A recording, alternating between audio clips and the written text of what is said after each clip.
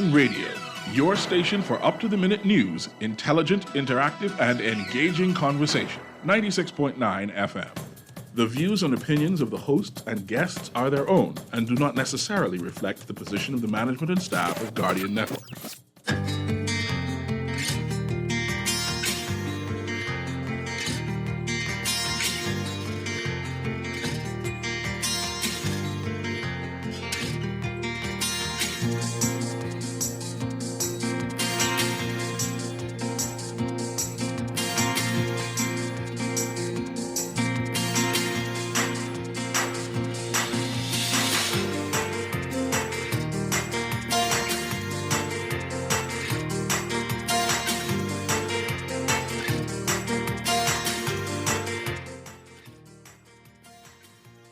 Good morning. The Senate President decrying the slap-on-the-wrist sentences in a recent sex case, saying that laws must better protect minors. The Christian Council supporting a push to raise the age of consent for sex to 18.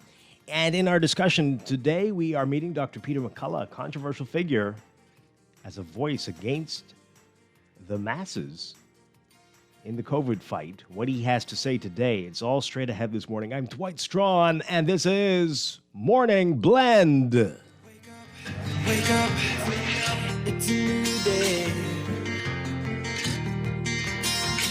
Wake up, it's a new day. It's the start of a new way. You know that it's here. It's the start of the end of the old way. Revolution. Wake up, it's a new day. Wake up, it's a new day.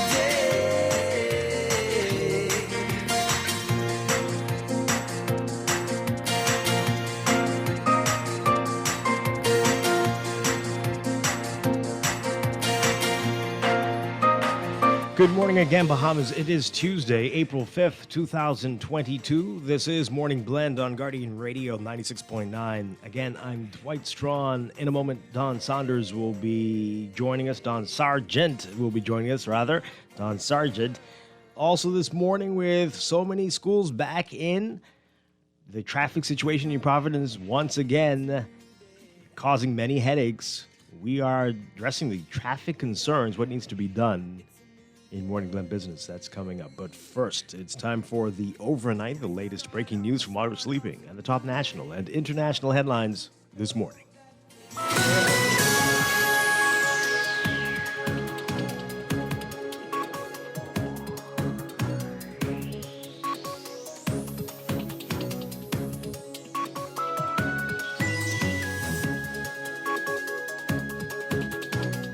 In the overnight, Senate President J. LaShelle Adderley condemning the slap-on-the-wrist sentence, her words, for a man who got 4 years for unlawful sex with a teenage girl as part of a plea deal.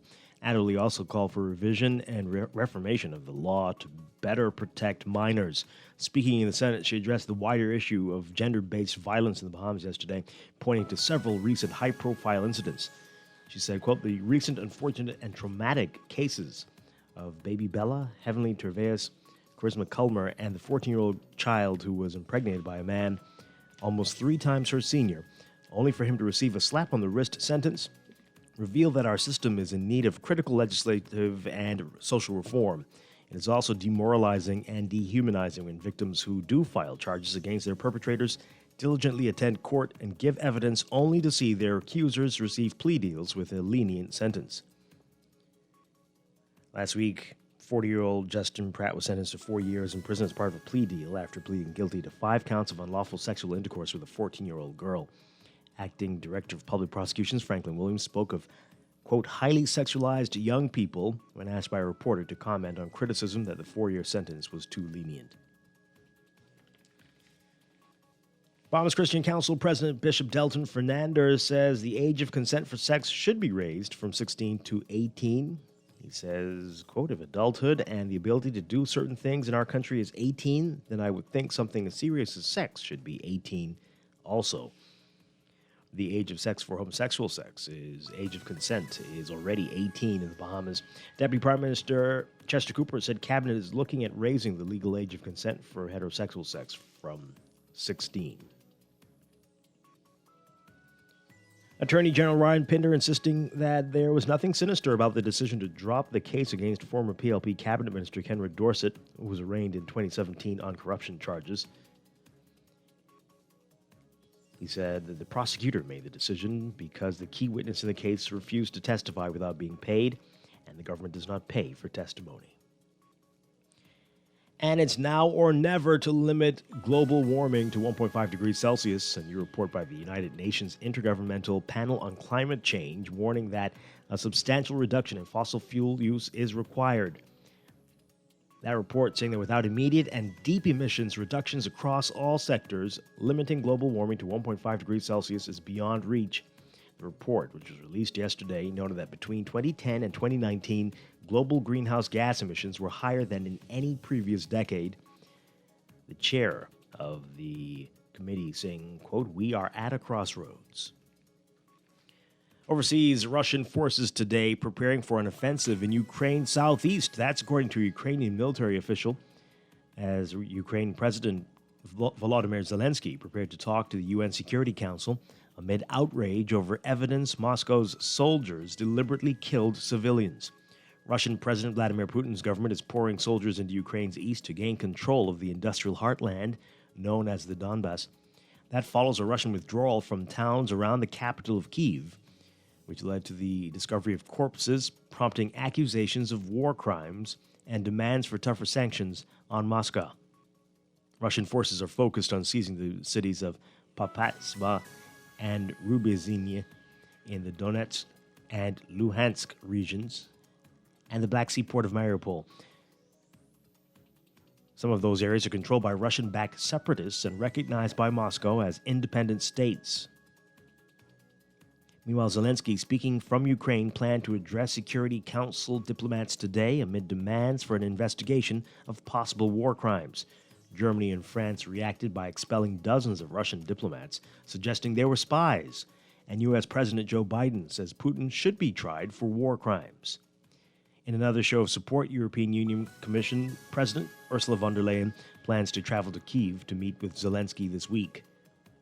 Before Zelensky speaks, the most powerful UN body is due to be briefed by the Secretary General and others who are trying to arrange a ceasefire. Some have already met with Russian officials in Moscow and due to visit Ukraine.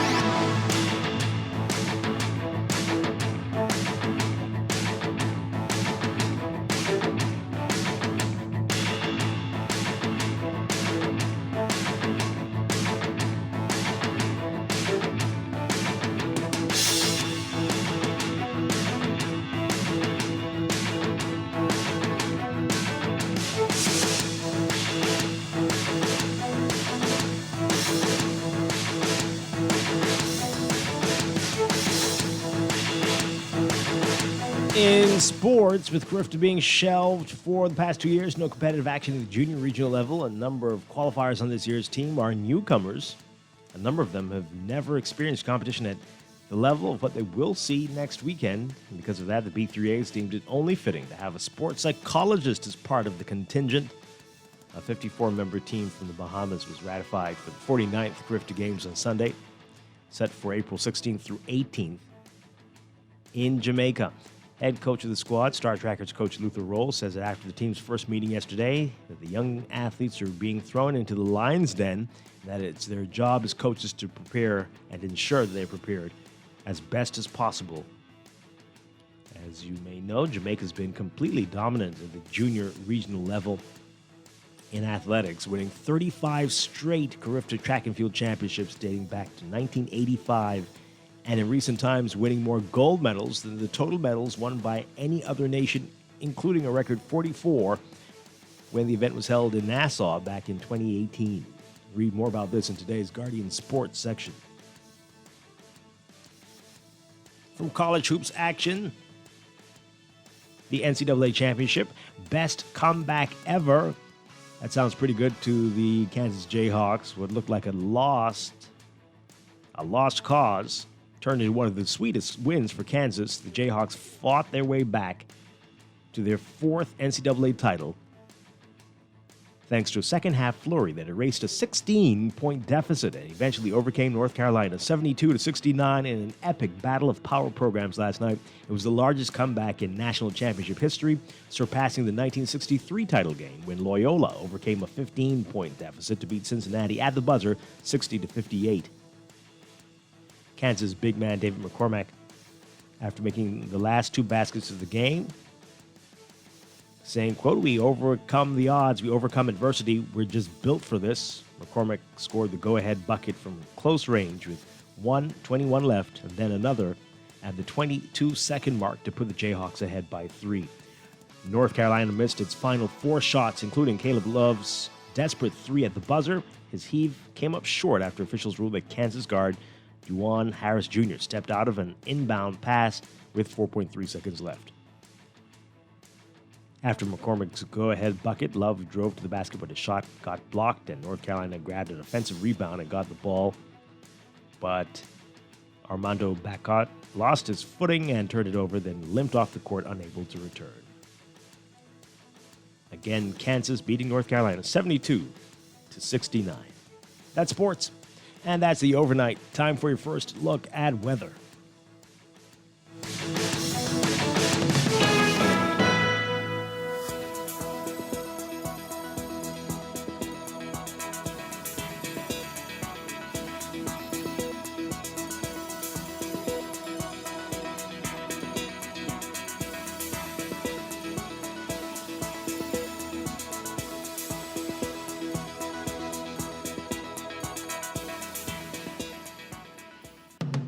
In your weather for today, we've got the remnants of our frontal boundary across the central Bahamas. That's going to gradually diminish today as high pressure progressively builds across the country through tonight. Boaters should be alert for possible waterspout activity today. For all areas, your forecast calls for partly sunny to sunny and warm conditions with a few isolated showers and possible thunderstorms, becoming mostly fair and a bit breezy with a few light showers by tonight. Winds east to southeast at 10 to 15 knots, but gusty at times, shifting east-southeast to south-southeast at 15 knots by late tonight. Seas 2 to 4 feet, but building to 3 to 5 feet by tonight. Currently, it's about 74 degrees in Nassau. Look for highs getting up to around 84 Fahrenheit, 29 Celsius. Overnight lows tonight getting down about 72 Fahrenheit, 22 Celsius. That's your first look at weather this morning. We'll have your extended outlook coming up after traffic in just a bit.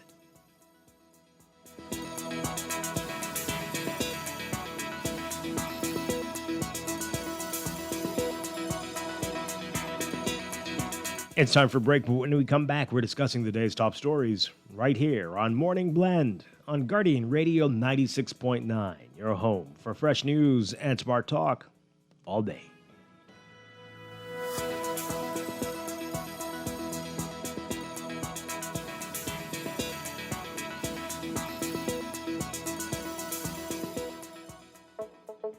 Tired of banks forcing you to use technology to bank the way they want you to?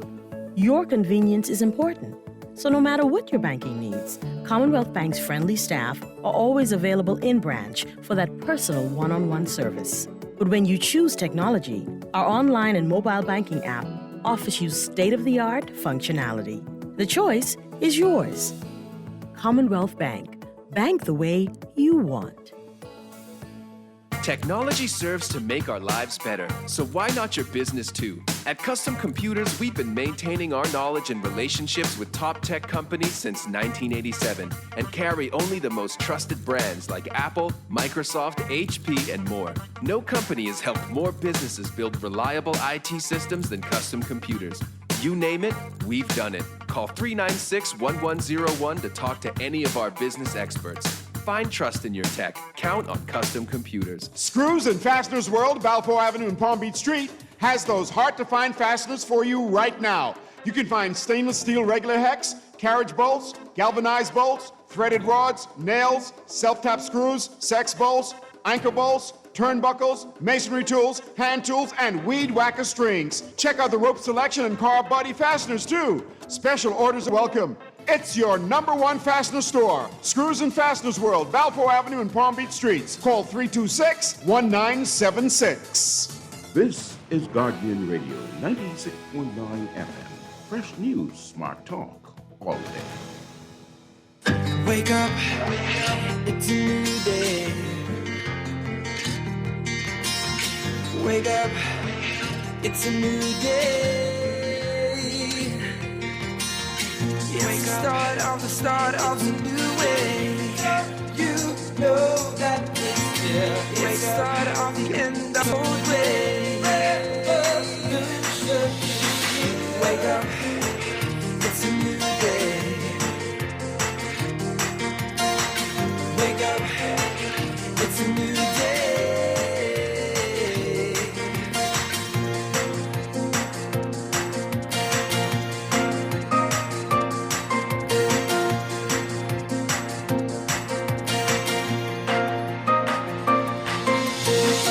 Wake up, it's a new day.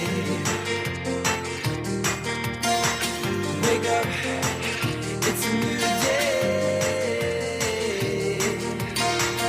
Wake up, wake up. Welcome back to Morning Blend here on Guardian Radio 96.9. We are streaming live on GuardianTalkRadio.com and on the Guardian Radio app for smart devices. We're also on your televisions on Cable Bahamas Channel 969 and BTC Flow Channel 612. You can tweet us at Morning Blend 969 or Facebook.com/Morning Blend 969. Text us on the Guardian Radio text line powered by BTC 422-4796. Standard text rate supply. Coming up this morning, we've got more weather and traffic. And beginning in our 7 o'clock hour, we're going to be talking with a controversial figure in the fight against COVID. He has been drawing the ire of many of his colleagues in the U.S. Dr. Peter McCullough is going to be here. I'm going to talk with him about his stance on the past few years, the pandemic, and beyond, coming up. Then in our 9 o'clock hour, Guardian Radio Business, we're going to be talking about the traffic woes in New Providence. They are being highlighted ever more as schools are open again, and the traffic begins early and goes on very late, and it doesn't seem like we've learned any real lessons from those years that we might have been able to do something about some of the issues, but we'll talk about that this morning, get your views on that as well. That's coming up. But first, it's time to get into what's in the news. Wake up.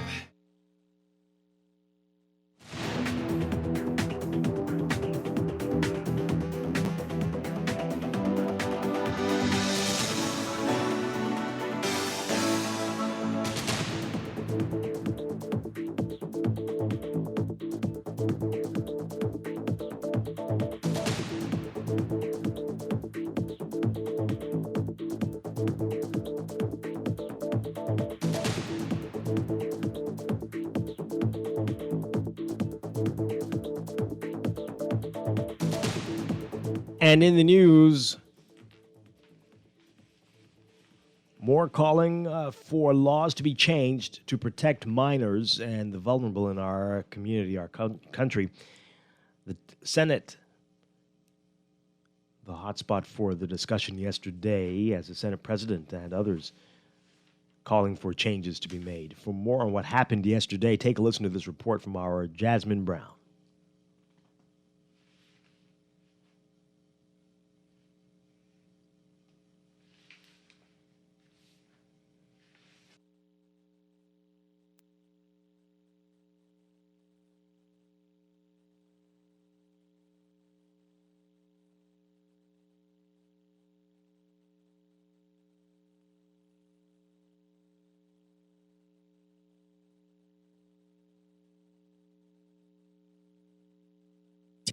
Both women kicking off the Senate session by addressing the controversial topic that has garnered renewed interest after a man was sentenced to 4 years in prison, a teenage girl. The Senate president says the issue does not need to be politicized, as she also called for revision of the law to better protect minors.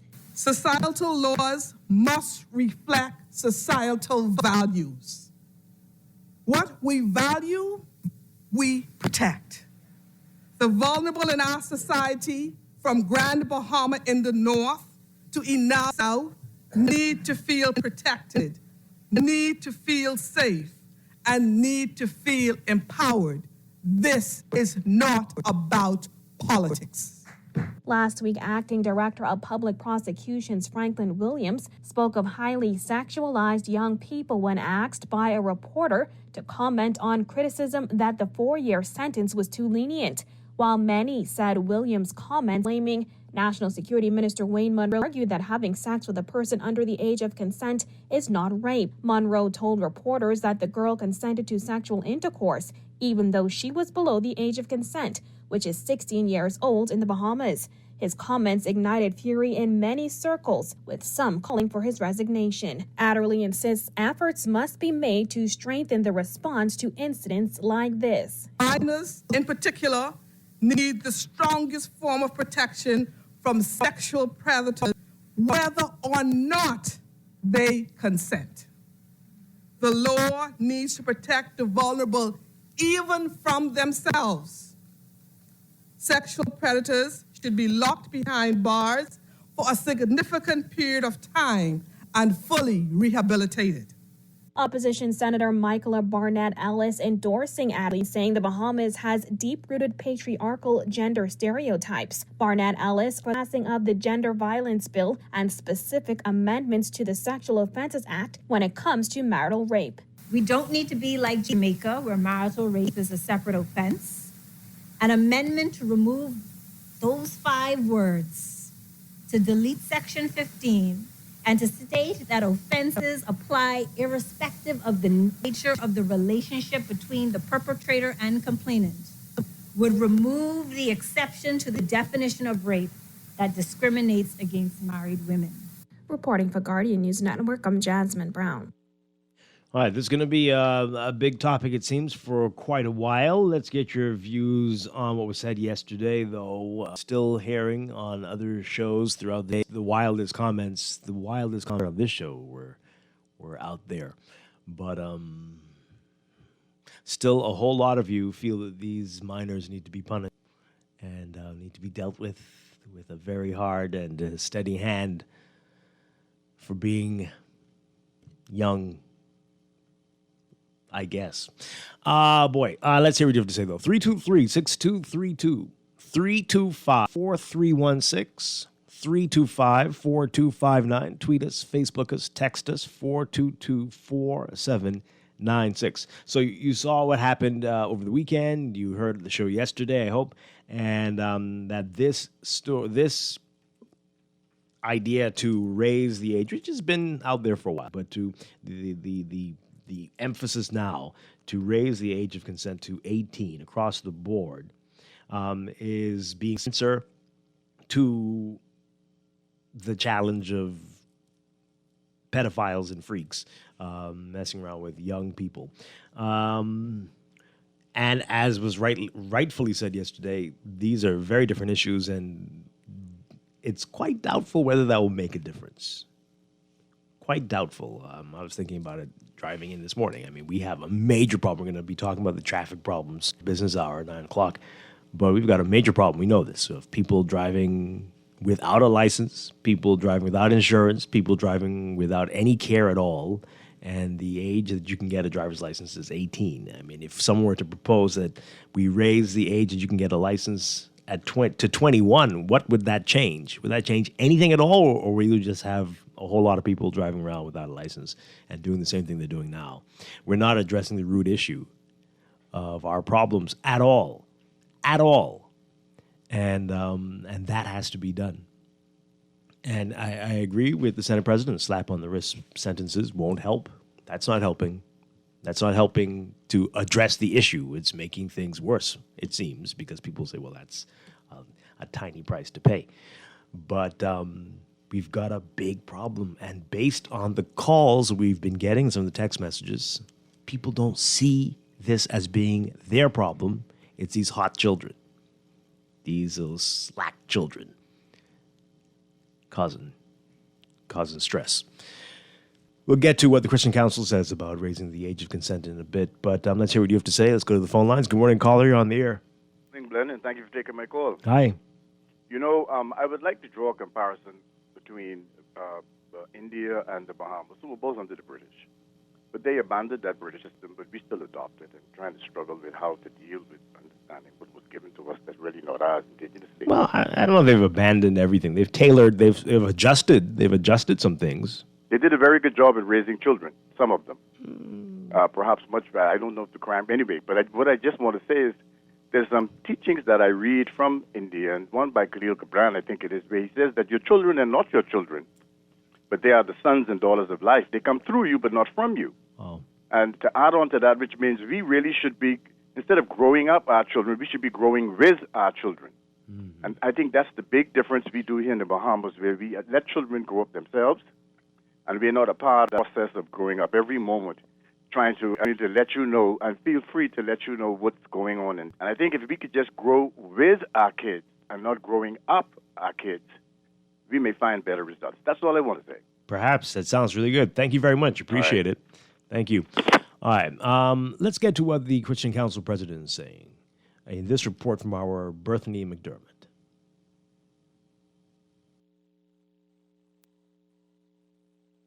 As Cabinet considers raising for consent, Christian Council President Bishop Delton Fernando is supporting that view.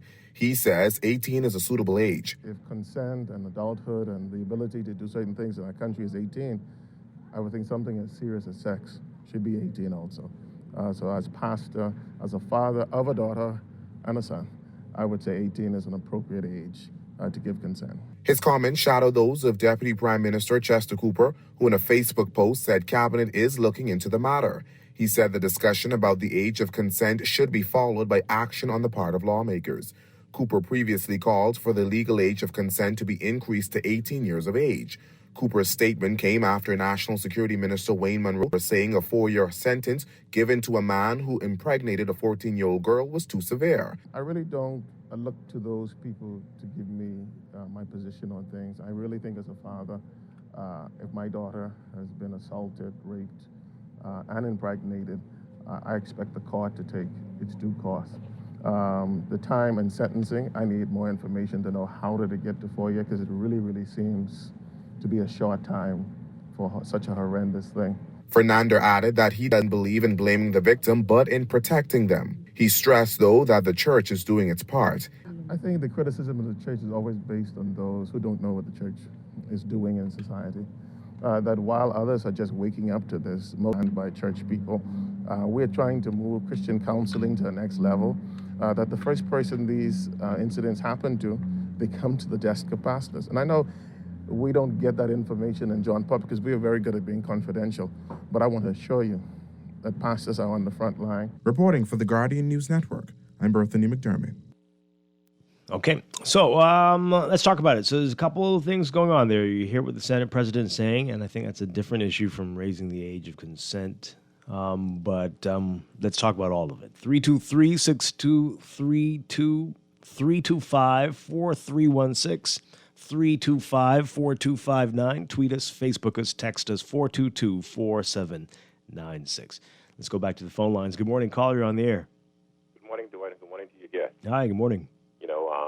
I appreciate, you and the Guardian who are keeping this issue alive. You must recognize that this is Child Protection Month, but being at this issue now for the past 19 years, I am happy to see that the issue is being widely discussed, and not just discussed by the common man like me on the street, who have been an advocate for this for a very long time, but prominent people who could affect change, and I'm happy to see that the president is speaking out on this issue. But Reverend C.B. Moss basically assisted me with this issue way back in 2005. He has been the first prominent voice on this issue. But my concern, though, Dwight, was trying to cloud this issue with marital rape. Why don't we just focus on the issue at hand right now and them trying to muddy the water. The what? Who was doing what? The F&M side. I listened to this. And she's trying all she could to cloud this issue with marital rape. Let's deal with the most vulnerable man. Let's stick to the issue and stop trying to muddy the water and lose focus on what is at hand right now. Yeah, but that's your issue. It's an issue for other people as well. It is not my issue. I don't have no family who've been raped. Children. No, that is. your issue is dealing with the children, but there are people who do feel that is a serious issue that needs to be addressed. So why is she trying to tie the two in? Marry the two. This is not the time for that. Well, I mean, I think sexual offenses, that's a big umbrella. But I'm saying this, right? These grown married women can get up and walk away. These kids cannot walk away. So why? Every time they speak on the issue, they're trying to figure a way out how they can marry these two. And these are two separate issues. We're dealing with the most vulnerable who cannot walk away. That's our point, and we don't need to be clouding. We don't need to be clouding these issues. It really isn't that black and white, and you know that. Obviously, some of the children. Right. Listen to this. Between 1991 and 2009, we have had 142 and counting children between the ages of 10 and 14 who have given birth in this country, and with the youngest being 9.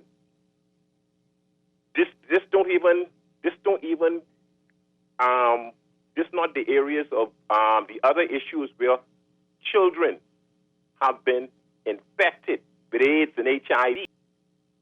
Let's stick with the issue. This is a big issue that's been around for umpteen years, and we have gotten nowhere in trying to bring proper legislation, policies, and programs to address this vexing issue. And it's unfair. That's my only point.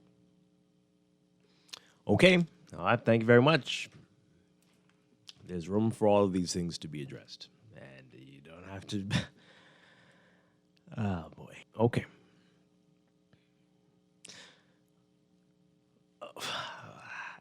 I'm actually speechless. But folks, what do you say to that? What do you say to that? Let's hear what you have to say. 323-623-325-4316. 325-4259. Tweet us, Facebook us, text us, 422-4796. I think the fact that so many people cannot see the marital rape issue as a big issue that needs to be addressed is exactly why we have these problems with our minors today. And grown, gray-back predators targeting these children. This society just breeds, in my opinion, that type of behavior because we just have some very warped views on all of this. And so it's not surprising to hear that viewpoint, but maybe that's just me. What do you say? Let's get to the text line. This text here, I don't know what this is. Is this for me? What does this mean? Your predictive text is working overtime. Somebody's saying, I think they're trying to say 21 is the universal legal age for what? Okay. Anyway, this person says here, I guess these 13-year-olds should be allowed to vote since they have more sense and responsibility than adults. I'm sure some could do a good job but would be able to vote in a sensible way. I don't know if you're being sarcastic or what there, but okay. Wow, raise the age of consent to 18. Such a brave stance, rolls eyes. Like you say, everyone out here on this low-hanging fruit, but that would not solve the tragedy that befell the girl in this specific case with the 40-year-old. Exactly. Right? That would change nothing at all. And we aren't getting to the root of the problem. And I think the previous caller unknowingly has revealed what it is. And some of us are just so laser focused that we aren't seeing all the other stuff going on around us. And that is going to be the downfall of us all if it hasn't already been. All right, this one here says, the murders are taking over our society.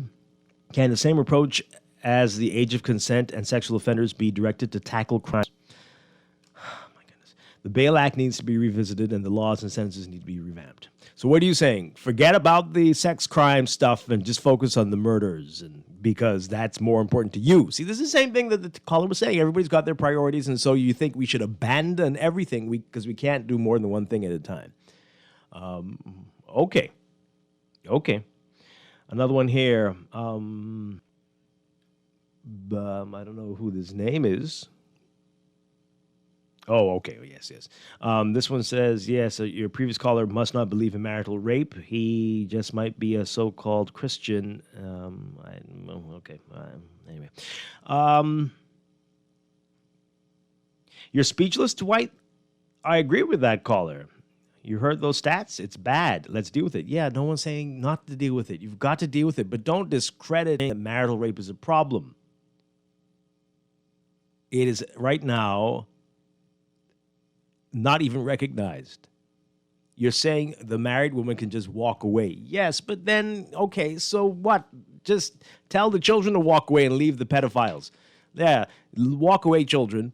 Let's get the children away from them to catch themselves on their own. That's the same thing you're saying. So the rapist in the marriage should just leave him alone. The fact that they got divorced, that should teach him a lesson. He'll stop now. That's what you're saying. Divorce is punishment enough.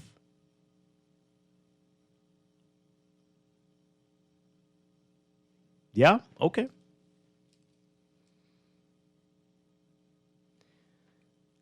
Text here. Married women can walk away if the relationship is abusive. Why can't she? I don't understand what you're saying.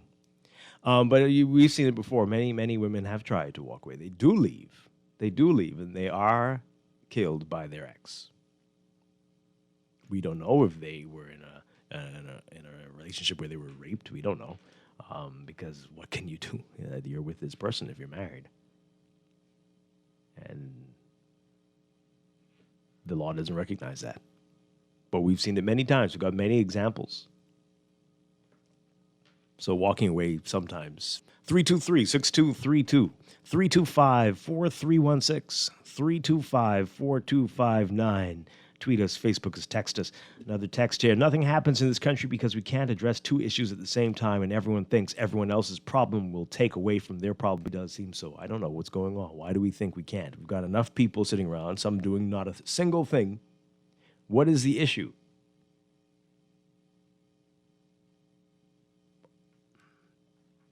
Another text here. We need to address why some children believe they need to have sex for money. Perhaps a universal income. Oh, my God. Marital rape may be true, but proving it is near impossible. How would you prove consent wasn't given?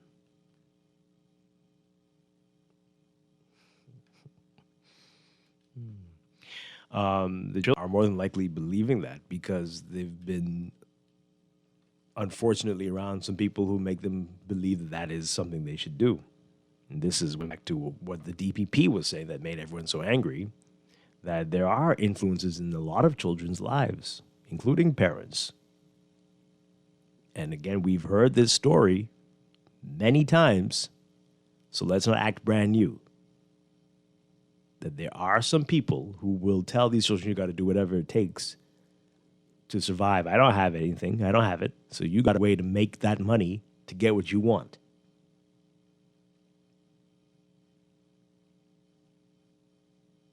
They are terrible adults raising these children. Not all. I'm not saying all, so calm down. But there are. You know this. You can see this. But again, what are we doing about that?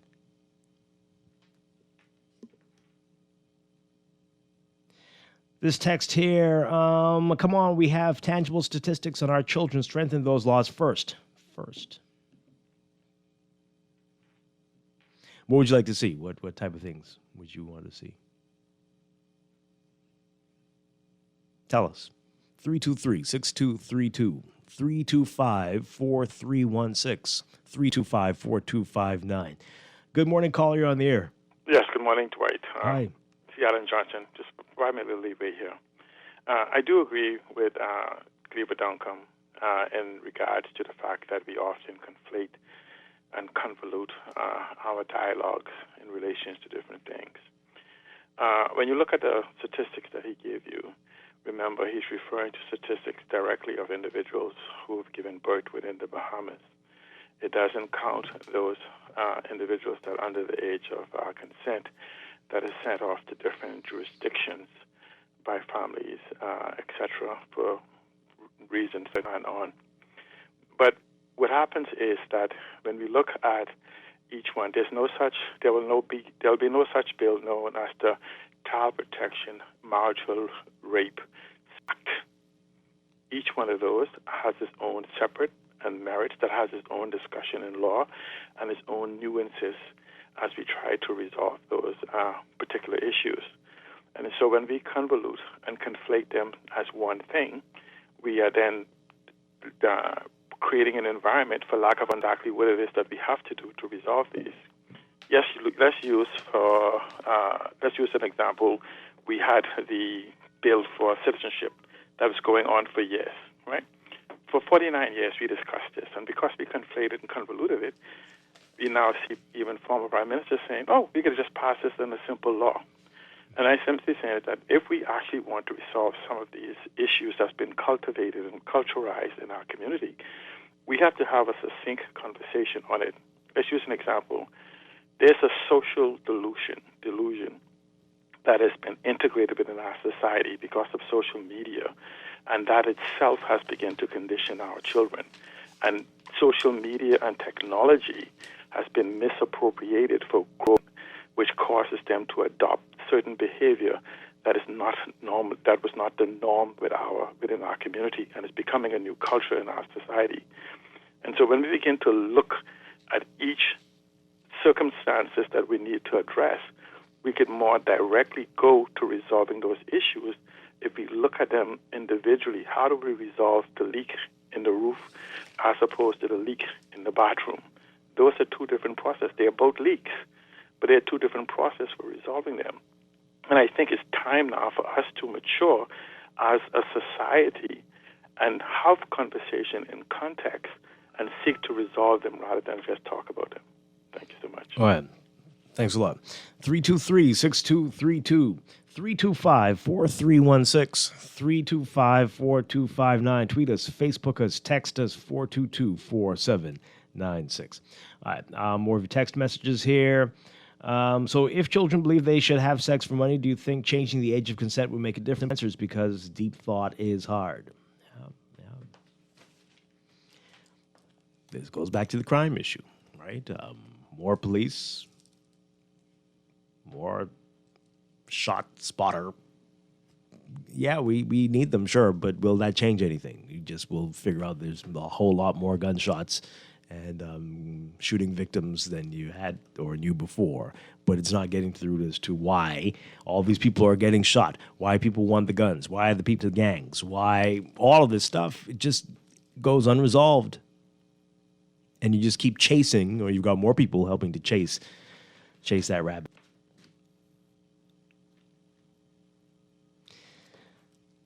Four 422-4796. More of your text messages coming in here. Let's not beat down the patience exchange. Ain't no robbery movies and songs play about what? Okay, something's wrong here. Let's not beat down the patience exchange. Ain't no robbery movies and songs play a big part in this. The global society is the same way. I'm sure this happens all over the planet.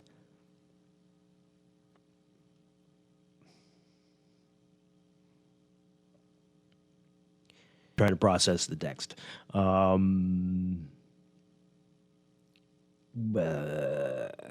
gosh. Okay.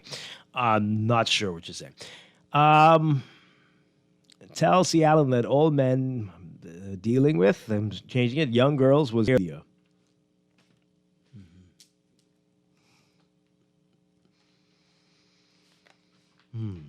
All right, let's see what the caller was saying before about the mixing up with the marital rape. As I do now, that's going to derail the whole fight against the fight to protect minors. I'm not sure what he's suggesting. All right. Opposition Senator Michaela Barnett Ellis yesterday endorsed Adderley's contribution. This is the Senate President Adams. Bahamas says deep-rooted patriarchal gender stereotypes. She said, quote, an unfortunate example is the mindset that girls are partly to blame when men have unlawful sexual intercourse with them. Barnett Ellis said that the sentencing practices for sexual offenses in the country are too lenient and called for a formal sentencing guideline document. She said, quote, sentencing guidelines are comprehensive documents that provide judges with structured guidance on sentencing. It sets out the factors to be taken into consideration and the sentence discount that She also called for the passing of the Gender-Based Violence Bill and amending the Sexual Offenses Act to state that offenses apply irrespective of the nature of the relationship between the perpetrator and the complainant to criminalize marital rape in the Bahamas. She said, quote, in 1993, we promised to condemn discrimination against women in all forms, agreed to pursue by appropriate means and without delay a policy of eliminating the discrimination against women. Done enough. We must do better. We deserve a better Bahamas, and collectively we can shape a better Bahamas. All right. Hey, folks, I'm telling you, it might make you uncomfortable, but I think the country's attitude toward marital rape and how it's perceived is exactly why we're having this challenge. It's all related, whether you like it or not, whether you agree that you your wife or not. It's all related. The way that we view women, that we view people who are younger than us, people who are not as powerful as us, it's all related. It's not the same, but it's all related. And it's not surprising that a country that views one this way would have similar views for the other. Not surprising at all. If you are surprised, please call us and tell me why you think this has nothing to do with each other. 323-6232, 325-4316, 325-4259. Tweet us, Facebook us, text us, 422-4796. I think we've got Don Sargent with us now. Good morning, Don. Welcome. Yeah, great to have you with us. You've been hearing. Yes, a part of your what you read some of the text there. Interesting morning we're having, isn't it, Dwight? Every day.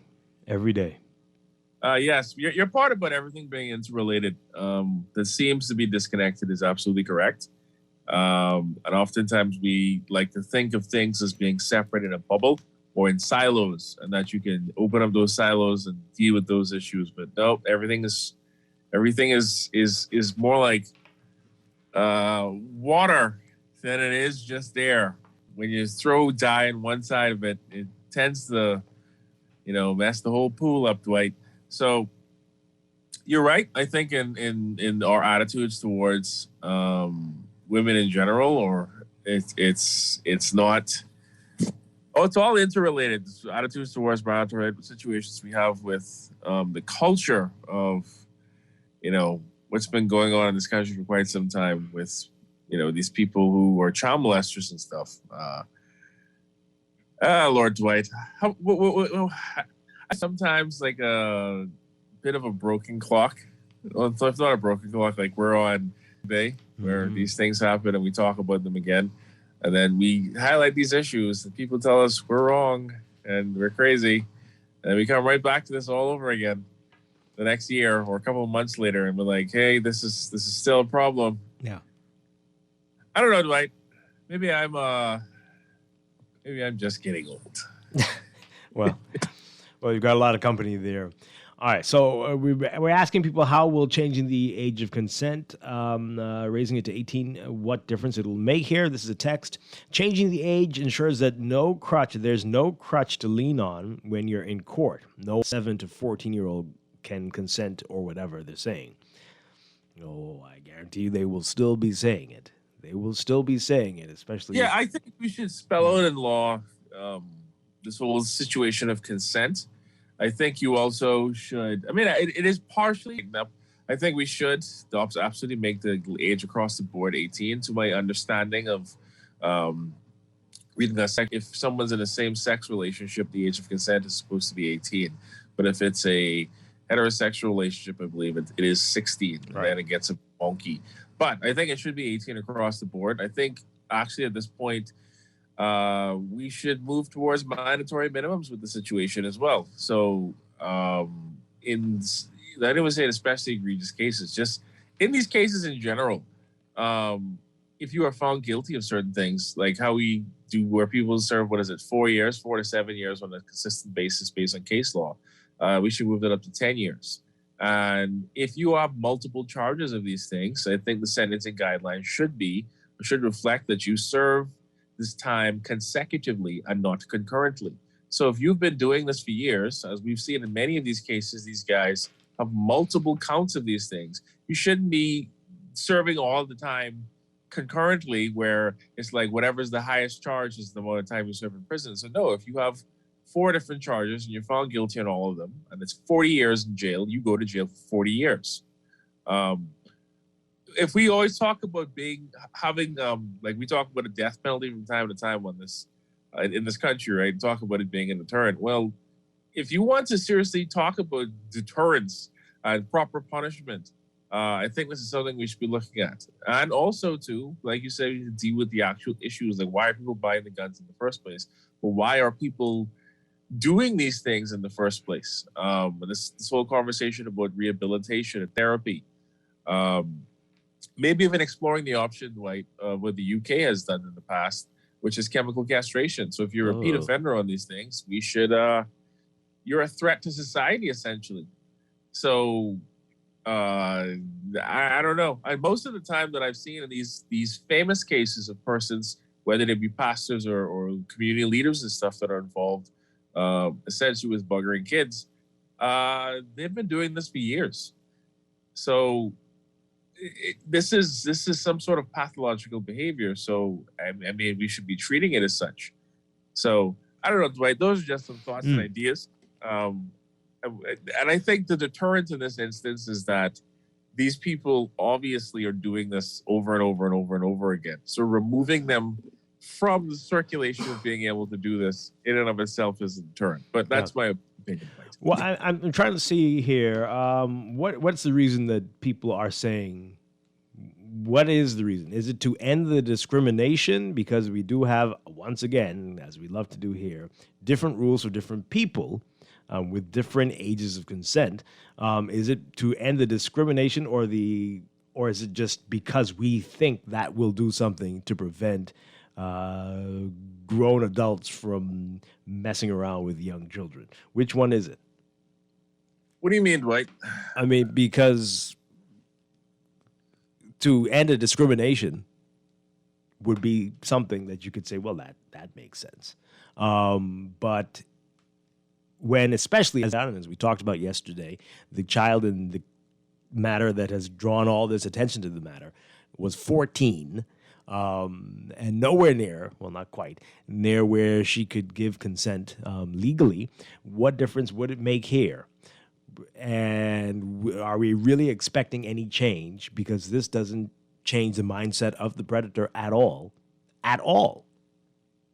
Like, well, 14 is almost 16, but 14 ain't almost 18. Will that stop anybody who is inclined to do this? What is the goal here? Not saying that we shouldn't. Is changing the age going to stop them, or the punishment going to stop them? I'm saying, what is the real motivation for it? What has that been clearly stated by the community to raise? Is it because of the discrimination, because of the different rules, and we want to have across the board rules, or because we actually think this will stop predators and minors? That's a good question, Dwight. I think making this across the board without discriminating, like you say, having two sets of rules. The whole thing of I don't know if consent is the right word to use here, but the whole thing about the age to consent to sex in this country is a bit of a confused, mangled web, because it depends also how old you are, your sexual orientation, all those sorts of things, right? No, it's not confused. It's very clear what they're saying. Very clear. But when we do this, what are we hoping to accomplish? I think it's very confusing versus being very clear. And also going by the statements of the Minister of National Security, who seemed in the past, before he adjusted his statements and apologized, that he was more concerned about explaining to us as to how easy it is to get off on these sorts of things versus, paying the price for it. I'm of the impression, Dwight, that because of the nature of this, right? Like few cases that I've heard of in my time where I was told by persons who were me that the persons involved in the case have been doing these things for years and years and years. And that the case that we saw, one instance with a 15-year-old girl in a church, was just the latest manifestation of that happening. I think simply removing these people from society in the first place, not necessarily as a deterrent from others doing it, but also stops that person from preying on other children. Because we seem to have no resources whatsoever as to really dealing with the situation. And we tend to blame the victims in the instance. I've heard persons from said church also blame the 15-year-old girl for her circumstances, as I'm hearing people blame the 14-year-old girl in this circumstance, in this most recent case. It's giving somebody, let's say, 3 to 4 years, maybe even 5 years for these sorts of cases, and they have multiple charges of these things, Dwight. Sometimes if you add up all the charges, it comes up to 20-something years, but they only serve 5. Sometimes you get it a little earlier than that. That's not really signaling to anybody that this is not something that you should be doing in the first place. That's a little slap on the wrist. That's assuming also, Dwight, that the case goes through and no one drops charges. So the way this whole entire system operates, this doesn't de-incentivize any sorts of behavior. This is more of a, if you catch me, you catch me. But if not, I can keep doing it. That's the perception that I have. And that's the thing, that's what it seems to be signaling, in my opinion. So I think absolutely raising the age, creating mandatory minimums for these sorts of things, and setting a clear signal that, hey, you get involved in these things, this is the time that you're looking at. And you're not going to be doing this for years. So if you get yourself in a type of situation, you can be serving 25 years for these sorts of offenses. I think it will send a signal. But the question is then, this is what people actually want? Let's take this call. Good morning, call. You're on the air. Hey, good morning, Dwight. Hi. And good morning, Don. So, Dwight, I hear you and Don saying protection for against these children. Now, let's go a little step further. Who protecting these children, in particular these young females from these lesbians? Who protecting them from them? Who 13 and 14? Who these people? Who some of these females crying and praying? Who protecting them? Ain't no one crying over them. I don't understand what you're saying. What? You don't ever understand what some people saying, but let me. Yeah, because some people don't talk sense. I mean, this is all the same thing. What are you talking about? Listen to me, Dwight, for a second, with the greatest respect to you this morning. I'm talking about the young females in this country who are being preyed on, right? Who are being offered things by lesbians who are older than them. All right. Why do you think that this is all the same? We're all everybody's talking about this. The only thing you hear about is the 14-year-old scumbag. I mean, not 14-year-old scumbag, the 40-year-old scumbag. But you ain't hearing nothing about the permissive lifestyle that some of these people has put these children in. You know what I'm talking about that? Everyone's talking about all do it. It's all, that's what everyone's talking about. But you do need it to be specifically set out? Yes, they're talking about whether the predator is a man or a woman. Yes, all of it. All of it. Dwight, listen to me. Listen, I hear people talking about marriage rape. The marital rape is nothing important when it comes to children. Okay. When it's the children, Dwight, we are adults. We could always deal with our situation. We talking about children. All right, who could barely help themselves or speak up or defend themselves. They worrying about marital rape. Worry about the children. The children are the future. And if we don't have those children, we can have no future. We are adults. Whether we married or not, we could trash that or however. But the most pressing issue in this country is amending the law when it comes to children. Now, anybody disagree with that, then they have a mental problem. Have a good morning, my brother. Yeah, I'm just going to go ahead and disagree with what the caller just said, that this has nothing to do with that. Rape is rape, right? And our laws somewhat ambiguity, and it's ways of saying, well, rape is different for these different types of groups, and great different rules on a web of it, right? Because like I just said earlier, Dwight, for same-sex relationships, the rules are different than it is for heterosexual relationships in terms of the ages of consent. And our, like you said, everything is related.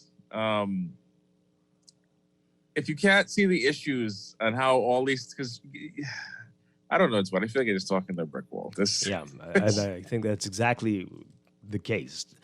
Folks, seriously, does it need to be spelled out? The people are mentioning older men with the younger people because of that case. But yeah, every adult who is doing this with someone young, for goodness sake, my God, please stop. Stop the madness. Come on. Well, you're all always talking about this, but what about this? It's not solving any of the problems. All of these things are related. You and you think what? You think it's a conspiracy? Or they're not mentioning the lesbians that are trying to pick up these little girls because they're trying to protect them. Are you all insane? Come on. This is about adults and minors.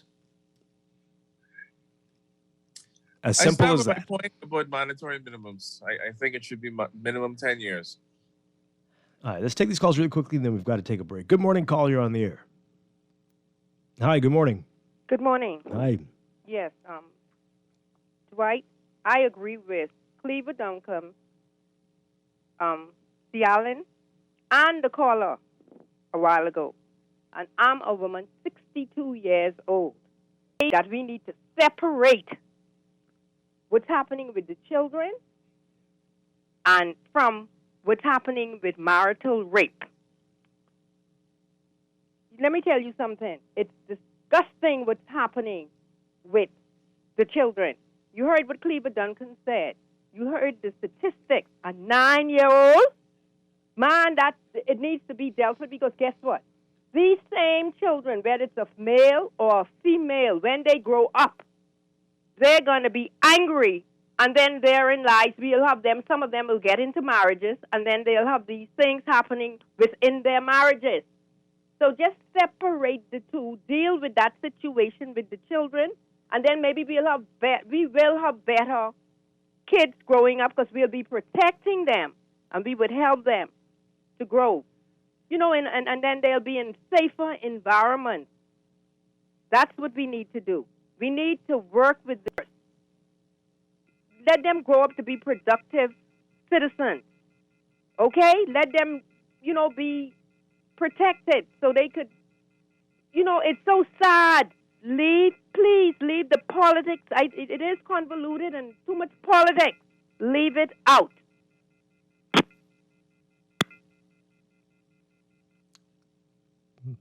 Okay.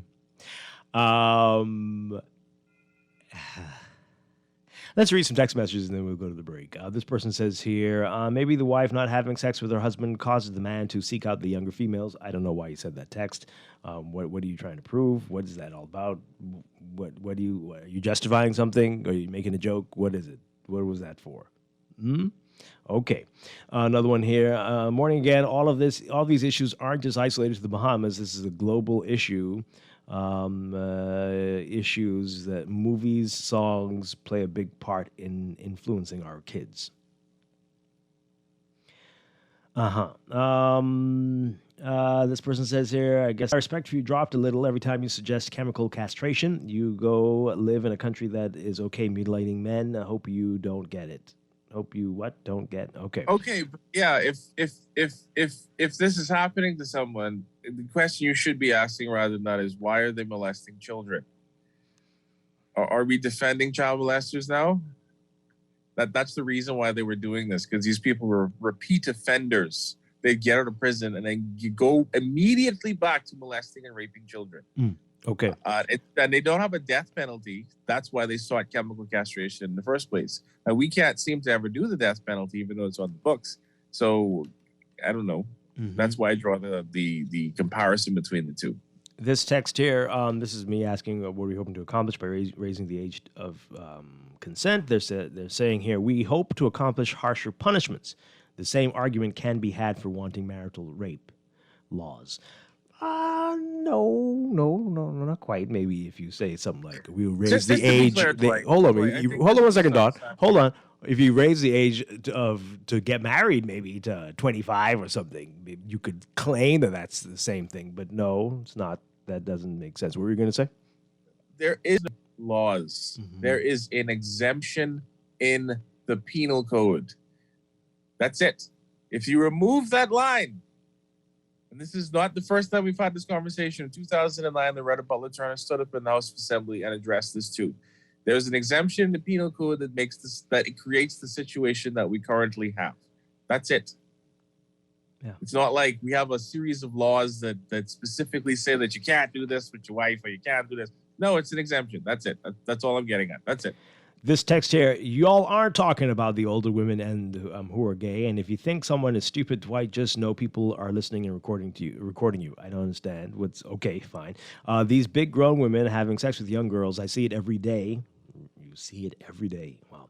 If it's all related, then let's talk about it. Okay, the topic has been older people with young if children. You are seeing this happen every day and you're doing And they're not absolutely doing nothing, a thing. you are precisely a part of the problem. Yeah. Folks, if you thought it was only dealing with the old men, I don't know how you could, but okay. All right, so you got to specifically say every single thing now for people to No, understand. Dwight, no. Please explain this to me, Dwight. How is it you can claim to see this happening with older women and younger children, right? Fact rate.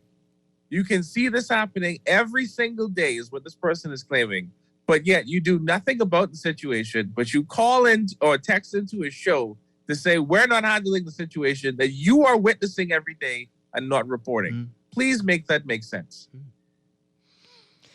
This text here, I had a young person of 15 come on to me. I was 46 at the time. When I turned this person down, I was provided with a list from this person as to why I should consent to a sexual relationship with them. I kept saying no because I did not want to be doing the Parliament shuffle, so it's not always cut and dry. It's pretty cut and dry. You did the right thing. That's how it's supposed to be. What's not cut and dry about it? Yeah, some of them will be like that. Okay, but you're an adult. Act like an adult. It's not complicated. Right? Let's take one final call, and then we're going to take that break. Good morning, caller. You're on the air. Okay. All right. So that's the sign there. Dwight, this is a text. You are also not helping with this issue because you're saying that raising the age of consent would not make a difference in this case. That may be true. However, that case just sparked the broader conversation about the age of consent and the need to send a stronger message that our children are to be protected. Okay, all right. I'm just saying don't expect changes. But yes, do it because there's discrimination in the country and it should be across the board. And but we can't expect that to be the panacea. And Dawn is suggesting some of the things and others are as well. So let's make sure we're doing that all at the same time. All at the same time.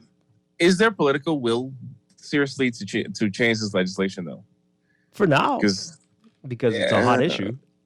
Is it going to translate to actual legislation, or is it just we're going to review this? Because only 39 people really have the power to actually make something happen with a law. Any laws in this country, 39 legislators in House Assembly, and if they are not keen on doing anything about it, then this conversation's for naught. Mm-hmm. But I've seen they say that they're reviewing things. I'm like, okay, we'll see. We review everything. Like we're always reviewing and assessing. So anyway, could be a pointless conversation altogether. And we'll be here once again next year saying that we should raise the age of consent, and people will be debating with us as to why we should separate issues, and this has nothing to do with that. There's no relationship between that. Then the government's going to say we're reviewing this again. So forth. This Texas like permanent Groundhog Day. This text as we go. Dwight, the problem has always been the lawmakers. When they stop making laws to protect their future criminal clients, we will move forward. As it stands, the criminal elements have more rights than the victim. The legislature seems afraid to levy suitable sentences. They also need to abolish concurrent sentences immediately. And they go on to say, do you realize that the young crawfish has better laws protecting them than our children do? I don't think that's correct, but I do kind of get your point. Okay. Hey. Oh, so a lesson we learned today, we have to be very specific with everything we talk about. Don't make generalizations because people will think you are intentionally leaving out certain subsets, and that will cause problems. But just to be clear, I did say that there is a difference in the law currently, right now, between heterosexual and same-sex relationships and ages of consent. And I'm saying across the board. The punishments and the mandatory minimums I'm talking about should be across the board. So if you see something happening with an older woman and a boy or a girl, or an older man and a younger boy and a girl, then that is wrong. And I also think if you are aware of the situation and it's provable that you knew that this was happening and you did nothing, you too should also face penalty. I think I'm going to save that number. Hand that over to someone. Hey, yeah, that's problematic. Yeah. You said they tell us on air that you see this happening every day. And then you come on air and say, it's your fault this happening because y'all ain't talking about it. You have the power to call the police and report the situation. We don't know. But for you to sit there and blame on everybody else but yourself for not standing up and doing something about the situation, you're the same as the molester. Yeah.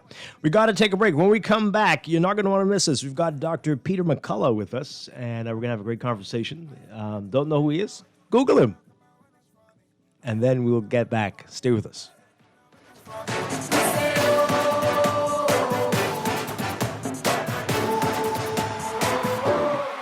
This is Guardian Radio, 96.9 FM, Nassau, Bahamas.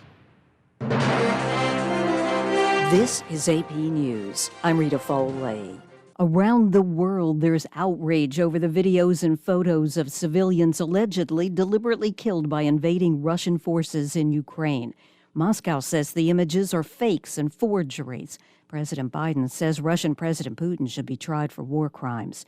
The AP's Jackie Quinn has this. This guy is outrageous. Associated Press journalists in Bucha counted dozens of corpses in civilian clothes, apparently without weapons, many shot at close range, some with their hands bound or their flesh burned. A top White House advisor says the Russians exacted a horrible toll before retreating from the Kyiv area in order to regroup for dangerous forays elsewhere. And President Biden says he'll be seeking more sanctions for the atrocities found around Kyiv. I'm Jackie Quinn. Today, Ukraine's President Zelensky will address the UN. Democrats are now hustling to confirm Judge Ketanji Brown Jackson to the Supreme Court by the end of the week. 2 more Republican senators announced support for her ahead of a vote that advanced her nomination to the full Senate. The AP's Mike Gracia. Judge Ketanji Brown Jackson's historic elevation to the Supreme Court appears all but certain after Republican Senators Lisa Murkowski and Mitt Romney announced Monday evening they will vote to confirm Jackson. With that, Jackson has support of at least 3 Republicans. Senator Susan Collins of Maine announced last week she would support the nomination. Check those gas prices. Seen them lately. They are coming down. Gas is $4.17 a gallon this morning, down about 7 cents in a week. Kansas has its 4th NCAA men's basketball title with a 72-69 win over North Carolina. This is AP News. Senate negotiators say they've reached agreement on a $10 billion COVID package. The AP's Jennifer King. It would pay for treatments, vaccines, tests, and research. President Biden has signaled his support, although the Senate's compromise COVID measure is less than half the funding he initially asked for. The White House has been warning that the government was running out of money to keep pace with the disease. Here's Press Secretary Jen Psaki. This is clearly a huge focus for the president because of the dire need we have at this moment to get this funding through. The slimmed-down accord dropped all of the funding to help nations overseas with the pandemic, which progressives in the House say may be a problem. Senate Majority Leader Chuck Schumer says the deal will give the government the tools needed now, but is well short of what is truly needed to continue battling the disease. Jennifer King, Washington. Daniel Craig's return to Broadway and a new version of Macbeth is COVID. Tomorrow's matinee and evening performances have been canceled. I'm Rita Foley, AP News.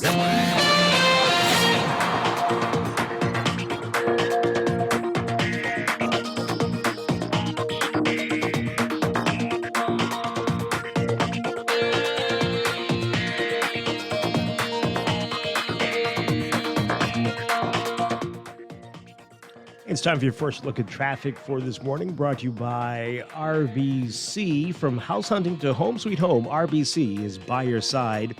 Here's what's happening in your real-time traffic. As usual, the hotspot, Mile Butler Highway. Heavy traffic in the northbound lanes up to the roundabout with Tonic-Williams-Darling Highway. Backed up along Tonic-Williams-Darling Highway as well, westbound to the roundabout. Glaston Road looking a lot better for you as an alternate route. Just as you get closer to JFK Drive, you'll see that traffic in the northbound lane this morning. Over on Carmichael Road, the traffic is building eastbound to Blue Hill Road, and we're seeing heavy traffic just north of Soldier Road in the northbound lanes, heading to the Independence Drive roundabout. Independence Drive back to both directions, but especially westbound to the roundabout with Blue Hill at this hour. Elsewhere, we are already seeing heavy traffic on Eastern Road westbound and Prince Charles Drive westbound, especially near Elizabeth Estates, at the Fox Hill Road intersection, and at the Beatrice Avenue intersection. And then Prince Charles, Soldier, and Robinson, some congestion there. And Soldier already building northbound to the intersection with Wolf Burns. Those are your hotspots for now. We'll have another real-time report for you after the 8 o'clock news. That's brought to you by RBC. Start or switch your mortgage with RBC by your side. Visit rbc.com/Caribbean/mortgages to pre-qualify today.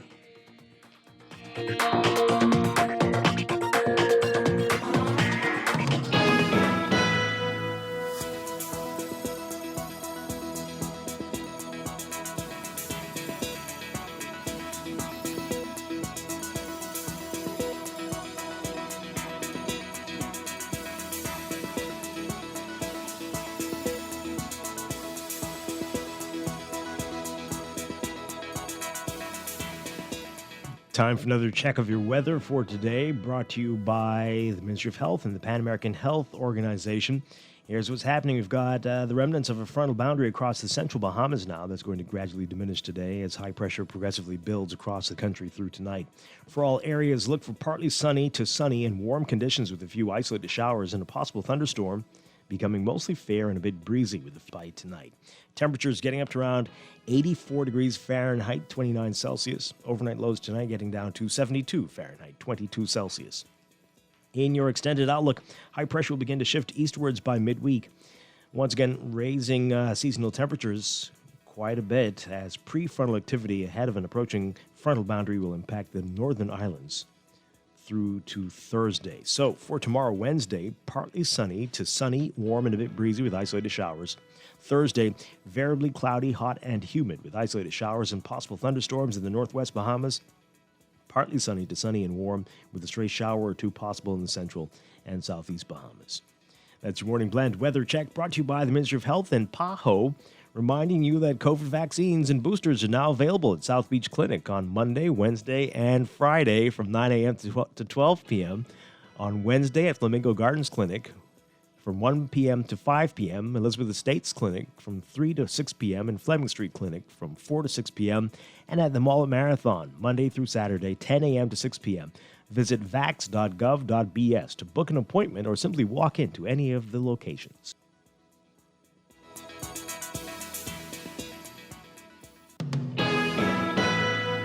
When you're hunting for your first home, it can feel like a lot. With RBC by your side, your home owning journey can be stress-free. An RBC mobile mortgage specialist will meet you almost anywhere, and you'll benefit from flexible repayment terms, lower upfront costs, and cashback where it matters. Pre-qualify to see what you can afford. Start at rbc.com/Caribbean/mortgages. Limited time offer. Rent? Landlords? I am ready to build. Yes. Home ownership is a big deal, so move in merrily with CIBC First Caribbean. With your new mortgage, you'll get half off the appraisal cost, commitment fee, and more. Enjoy up to 95% financing and a homeowner benefits card to save at selected hardware, furniture, and appliance stores. We moved in. Merrily. Terms and conditions apply. Visit CIBCFCIB.com/move merrily for details. One thing there is no debate about is that BTC has the best rates. Now, the best rates just got better because you pay half price of the other guys with your BTC home internet and mobile services combined. Switching to BTC is a no-brainer because I pay less with BTC and get super fast internet with speeds up to 600 megs. The other guys, their internet only go up to 105 megs. Get all the internet you want at half the price when you bundle your home internet and mobile. Visit a BTC store to make the switch today. Conditions apply. Fidelity, we're good for you.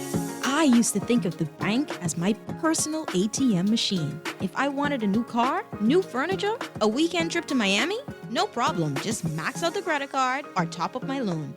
I was a big baller until I realized that 75% of my salary was going to pay back all those loans.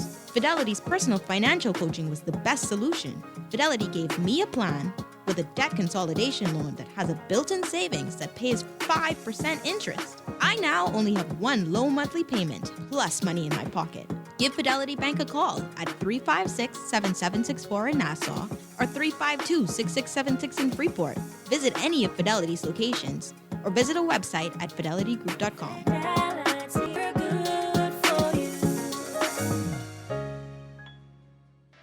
From our beginning on Bay Street in 1927, Kelly's House and Home is still going strong. Catch our anniversary sale Friday, April 1st through Wednesday, April 6th. Save 20% off on home decor, housewares, paint, linens, china and gifts, baby, toys, and stationery, except on net items. Come by Saturday, April 2nd, beginning at 7 a.m. and receive a token of our appreciation with purchase while supplies last. Shop online at kellysbahamas.com. Happy 95th anniversary, Kelly's House and Home. We're proud to be a part of your life.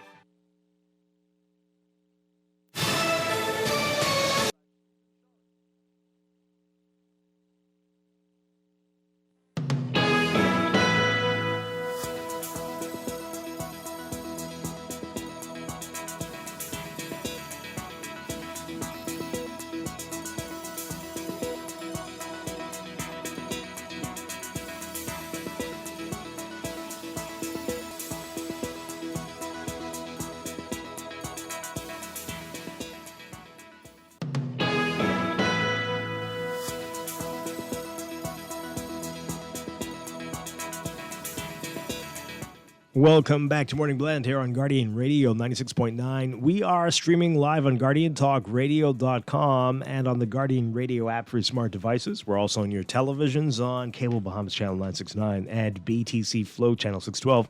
You can tweet us at Morning Blend 969 or Facebook.com/Morning Blend 969. Text us on the Guardian Radio text line powered by BTC 422-4796. Standard text rates apply. And now at 8:22, time for another check of your weather for today, brought to you by Bahamas First Insurance. Here's what's happening. We've got the remnants of a frontal boundary across the central Bahamas. That's going to gradually diminish today as high pressure will build across the country through tonight.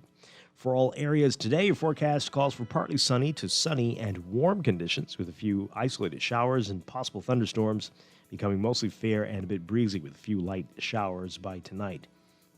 We're looking at high temperatures getting up to around 84 Fahrenheit, 29. Overnight lows tonight getting down about 72 Fahrenheit, 22 Celsius.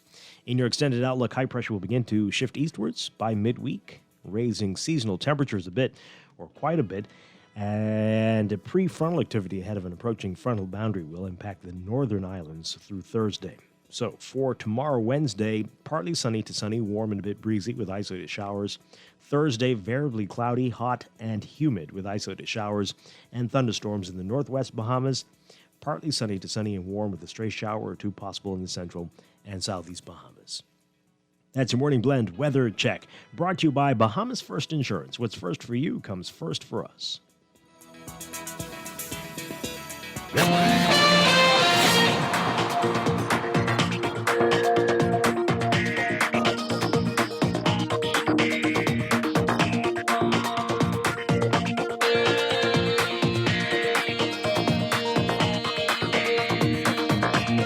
And time for another check of your weather, your traffic for today, brought to you by RBC. From house hunting to home sweet home, RBC is by your side. In your real-time traffic this morning, the six-legged roundabout, we're seeing some multiple number of directions. Eastbound on JFK, southbound on New Providence Highway, north on Milo Butler, New Providence Highway. And so that's backed up a bit along Farrington Road as well. So that's just a trouble area for you this morning. You might want to avoid that if you can. Further south on Milo Butler Highway, still heavy traffic from well south of Fire Trail all the way up to the roundabout with Tawny Williams Darling Highway. Backed up westbound along Tawny Williams Darling Highway as well this morning. And Glaston Road also building traffic there, about midway between Fire Trail and JFK Drive for you this morning. Independence Drive, seeing some heavy traffic both directions, west and eastbound, between the roundabouts, especially westbound to Blue Hill Road, which is heavy for you as well, just north of Soldier Road, northbound, and east on Independence Drive to East Street. Also seeing some heavy traffic between that roundabout and Soldier Road, mainly northbound this morning. Then we've got Eastern Road, heavy traffic westbound, and pockets along Prince Charles Drive and Robinson Road westbound mainly. And Soldier is just going to be very busy for you from north of the Prince Charles-Robinson intersection all the way through the intersection with Wolf Road, Burnett Road, and Village Road. And Shirley Street westbound from west of Village, seeing some traffic this morning as well. That's what we're looking at. That's your real-time traffic and your Morning Blend traffic alert, brought to you by RBC. Start or switch your mortgage with RBC. By your side, visit rbc.com/Caribbean/mortgages to pre-qualify today.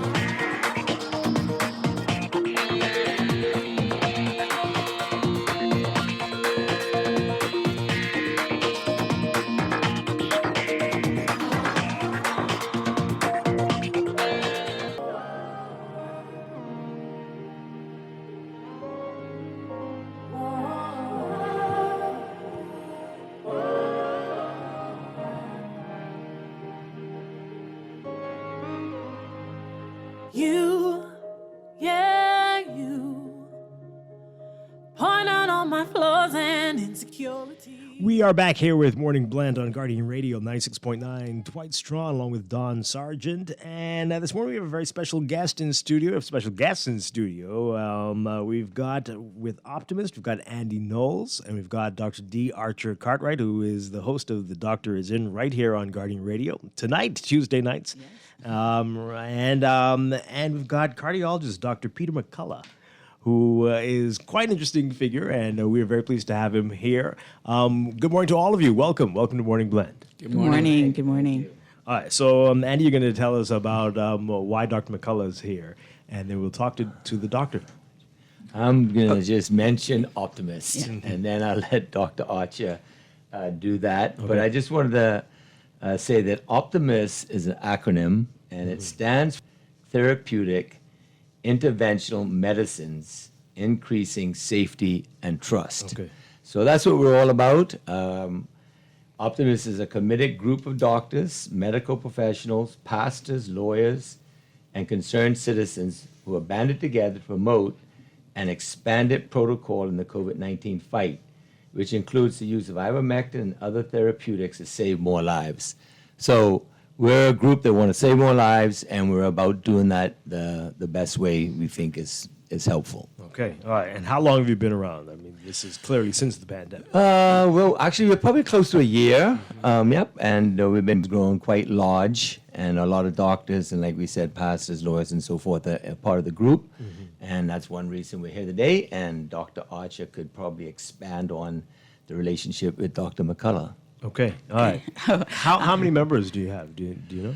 I'm not too sure. We've got a WhatsApp group, steering committees, maybe like 12 of us in the steering committee, but the group is a lot larger. Okay. Yeah, so we're like 100 and something. It's a lot. It's a Yeah. good amount, right? All right. And that's just in the WhatsApp group. Yeah. All right. So why did you think it was important to have Dr. McCullough come? Yeah, so we've been talking about a lot of different things, but over the last 2 years, it's kind of been a difficult time to kind of expand that conversation. We've seen so many things happen, and it just seemed very closed off. And me as a physician, I've always taken the point of view that we could do things a little bit different, a little bit better, and have a wider and broader way of doing things. Dr. McCullough has been expressing similar sentiments, but on a more international and global stand. You know, he's been able to speak at Congress in the U.S. He's been to the Senate, and he's been instrumental in one of the first doctors to put out there a protocol for early treatment that's been published by radiologists and epidemiologists and an internist. So he's really been at the forefront of this from the very beginning. So when I had an opportunity to talk to him, he was able to come on my show, The Doctor Is In, which he'll be on tonight as well, 7:30 this evening again. We were just saying, you know, wouldn't it be great if we were having this conversation, you were here in the Bahamas? And he was for it. And so, you know, working with Optimus, we were able to make that happen. We thought it was important for Bahamians to see from other people's point of view what's been going on with the pandemic and some of the strides that him and his team and those that he's worked with in the U.S. have been able to have. All right. Dr. McCullough, is it weird to hear people talk about you like that right in the room? Well, it's a pleasure to be here. And, you know, I needed just a little bit of sunshine, some vitamin D. Okay. But, you know, the pandemic is not something any one of us planned for. We didn't go through this in medical school. There wasn't a set of exercises for anybody to become aware. Same thing for the general public. And so it's really been a learning exercise all the way through. And we do need to meet and we do need to interchange ideas because that's how medical science advances. I asked you during the break if it was fair to call you controversial, and you had a very interesting response to that. Let's talk about it. Tell the folks what you told me. You know, I'm a practicing internist and cardiologist. I am 59 years old. I don't do anything controversial. You may think, you know, as a doctor, I'm pretty boring as a person, and you know, I want to be boring because I just stick to the task at hand and taking care of patients. Unlike so many media doctors on TV, I'm one of the few doctors that actually sees and examines COVID patients. I know what the lungs sound like. I know what it looks like when someone's really sick with COVID. A lot of doctors on TV have actually never seen a COVID patient. They've never had the illness. I've had it in my family. In my wife's extended family, we've had deaths. And I can tell you that I know COVID-19 firsthand, and it's been my viewpoint. The controversial statement that I have made in 2020 is that we need to treat COVID-19 before the hospital in order to prevent a hospitalization. Now, you tell me if that's controversial. All right. So for those who aren't familiar, tell us your stance on vaccines. You were right here and you heard we've been promoting that here. And there were some chuckles in the studio. But what's your stance on vaccines and just how we have been dealing with the pandemic globally? Well, remember, vaccines are not treatment. This is really, really important. So small numbers of people get COVID-19 and they need early treatment in order to prevent hospitalization and death. Those are the only two bad outcomes. If everybody could get through COVID-19 at home, then without being hospitalized or dying, I think we would take that as a victory. Now, if the vaccines were safe and effective and they targeted those people who are at risk, I think we'd all celebrate them as a victory. But as you can see, they're not being applied that way. Yeah, it was mentioned a few minutes ago. Ivermectin, you know, that's very controversial. Let's talk about it. What's your view on it? It's one of 4 to 6 drugs we use to treat COVID-19. It's neither necessary nor sufficient to treat COVID-19. So we use 4 to 6 drugs in combination based on principles where we look for a signal of benefit and then acceptable safety. There are no large conclusive trials of any therapy in COVID-19. I'm a cardiologist. I do large clinical trials. I've published widely on them. We need about 20,000 to 40,000 patients in a clinical trial to really definitively identify something that is clearly effective. And with a complicated illness like this, the expectation that a single drug is going to handle the problem is, in my view, not supportable. We don't even treat a staph infection with single drugs. So we always use drugs in combination. So ivermectin, yeah, it has a signal of benefit. There are 35 randomized trials. The most recent one published in New England Journal of Medicine, the Together trial, shows a signal of benefit, meaning, every single trial that ivermectin has done, a few people do better with ivermectin than those who get placebo or control. And when we integrate this all together, there is roughly about a 55% treatment effect that we see with ivermectin. But should it be used at all? I was just going to jump in and with just the say, FDA and I could give a CDC? testimony a little bit because I went through COVID. My wife did. And we had some of the same medicines, ivermectin, vitamin D, zinc, and other combinations get better. So as a person who's gone through that, I believe that's the way we should be treating people who have COVID and helping them before you even get it. When they get it, you help them get through it so they don't have to go to the hospital. I think it's really just kind of saying that there should be a broader approach. I gave a lecture on ivermectin, not just because I think that we should just run and use it, but the fact is, when we look at repurposing of drugs in a situation like COVID, ivermectin has a pretty good safety profile. So it's a drug that's been used around the world with hundreds of millions of people without any really major concerns, and it has been used for other things. So my thought on those drugs was, why are we kind of like demonizing drugs that we've been using very loosely for a very long time? So like, I'm not like a ivermectin user, but I think the conversation of being able to expand the treatment, especially when you're trying to save lives, is an important one that we should have. I had ABC News interview me on this, and they did a documentary called The Ivermectin Trail. And they really wanted to focus on ivermectin. And I said, listen, the first year of the pandemic was largely the year of hydroxychloroquine. It has about a 25% treatment effect. It was about ivermectin, about a 55% treatment benefit. Again, used in combination with other drugs. Steroids have a big impact, and anticoagulants have a big impact. Now, the third year of the pandemic, I think, is largely going to be the year of the Pfizer drug Paxlovid. And so what I told ABC News is that I said, listen, if a patient came to the ER, this is the quote that was in the major newspapers, and the patient said, I want hydroxychloroquine, and the doctor said no, and the doctor gave ivermectin, that would be okay. If the patient said, I want ivermectin, and the doctor said no and gave Paxlovid, that's okay. But if the patient said, I'm sick, and the doctor says, you get no treatment, go home and wait till you get hospitalized, that's not okay. So, I mean, just for a moment, ivermectin again, with the FDA and the CDC having said such strong statements about it, why should we consider it at all? Because their review isn't contemporary. One of the problems with the FDA and the CDC is they're running 9 months or more behind. So they're not giving monthly reviews. More and more studies come in. So what happens with hydroxychloroquine, the FDA gave a single statement in June of 2020 saying, do not use hydroxychloroquine. They never revisited it as more and more studies. Ivermectin, there was a statement by the FDA and the NIH that came out in 2021. That was basically a fraudulent statement. The statement said that it's only a horse dewormer. That's incorrect. It's a human medicine. It's FDA approved to treat diseases, human diseases, and we do use it in our practice. And we follow the FDA guidance, which says we should use a drug off the original advertising label when it's meeting an unmet need, which is indeed ivermectin is doing. All right, so what's your view on where we are globally with the fight against COVID right now? What are the biggest lessons we've learned? What are the things that we're still doing wrong? What are some things that we need to adjust? Like globally, where are we? It's interesting because we're seeing pockets of different things happen around the world. You have countries who've said, hey, we're had enough. All of our restrictions are gone. We're going back to normal. You have other countries that have been clamping down and kind of really still going through the motions as if we were in the peak of COVID. And we do have some sporadic, increases in cases going on in the world. We do have that.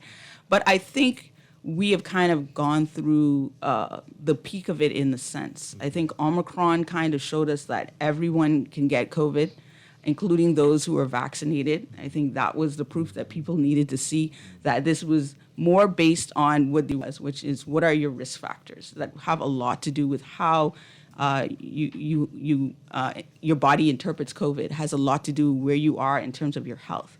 And so I think there's a lot of different things going on. I think the Bahamas, we should be marketing ourselves as one of the safest places in the world with the numbers that we have, and pulling back a lot from a lot of these restrictions if they want to have, some type of testing for people coming in. But I like the way that the government is moving away from a lot of these things. My only issue is some of the practices are still a little bit discriminatory, and there is a very strong push for some people to be vaccinated who don't want to be vaccinated. So I do believe in choice. But we're down off the back end of this big Omicron curve worldwide. The virus is still finding pockets of susceptible individuals. So, for instance, Korea is having a major outbreak right now. The BA2 subvariant of the Omicron is the more dominant variant. 93% of Koreans are fully vaccinated.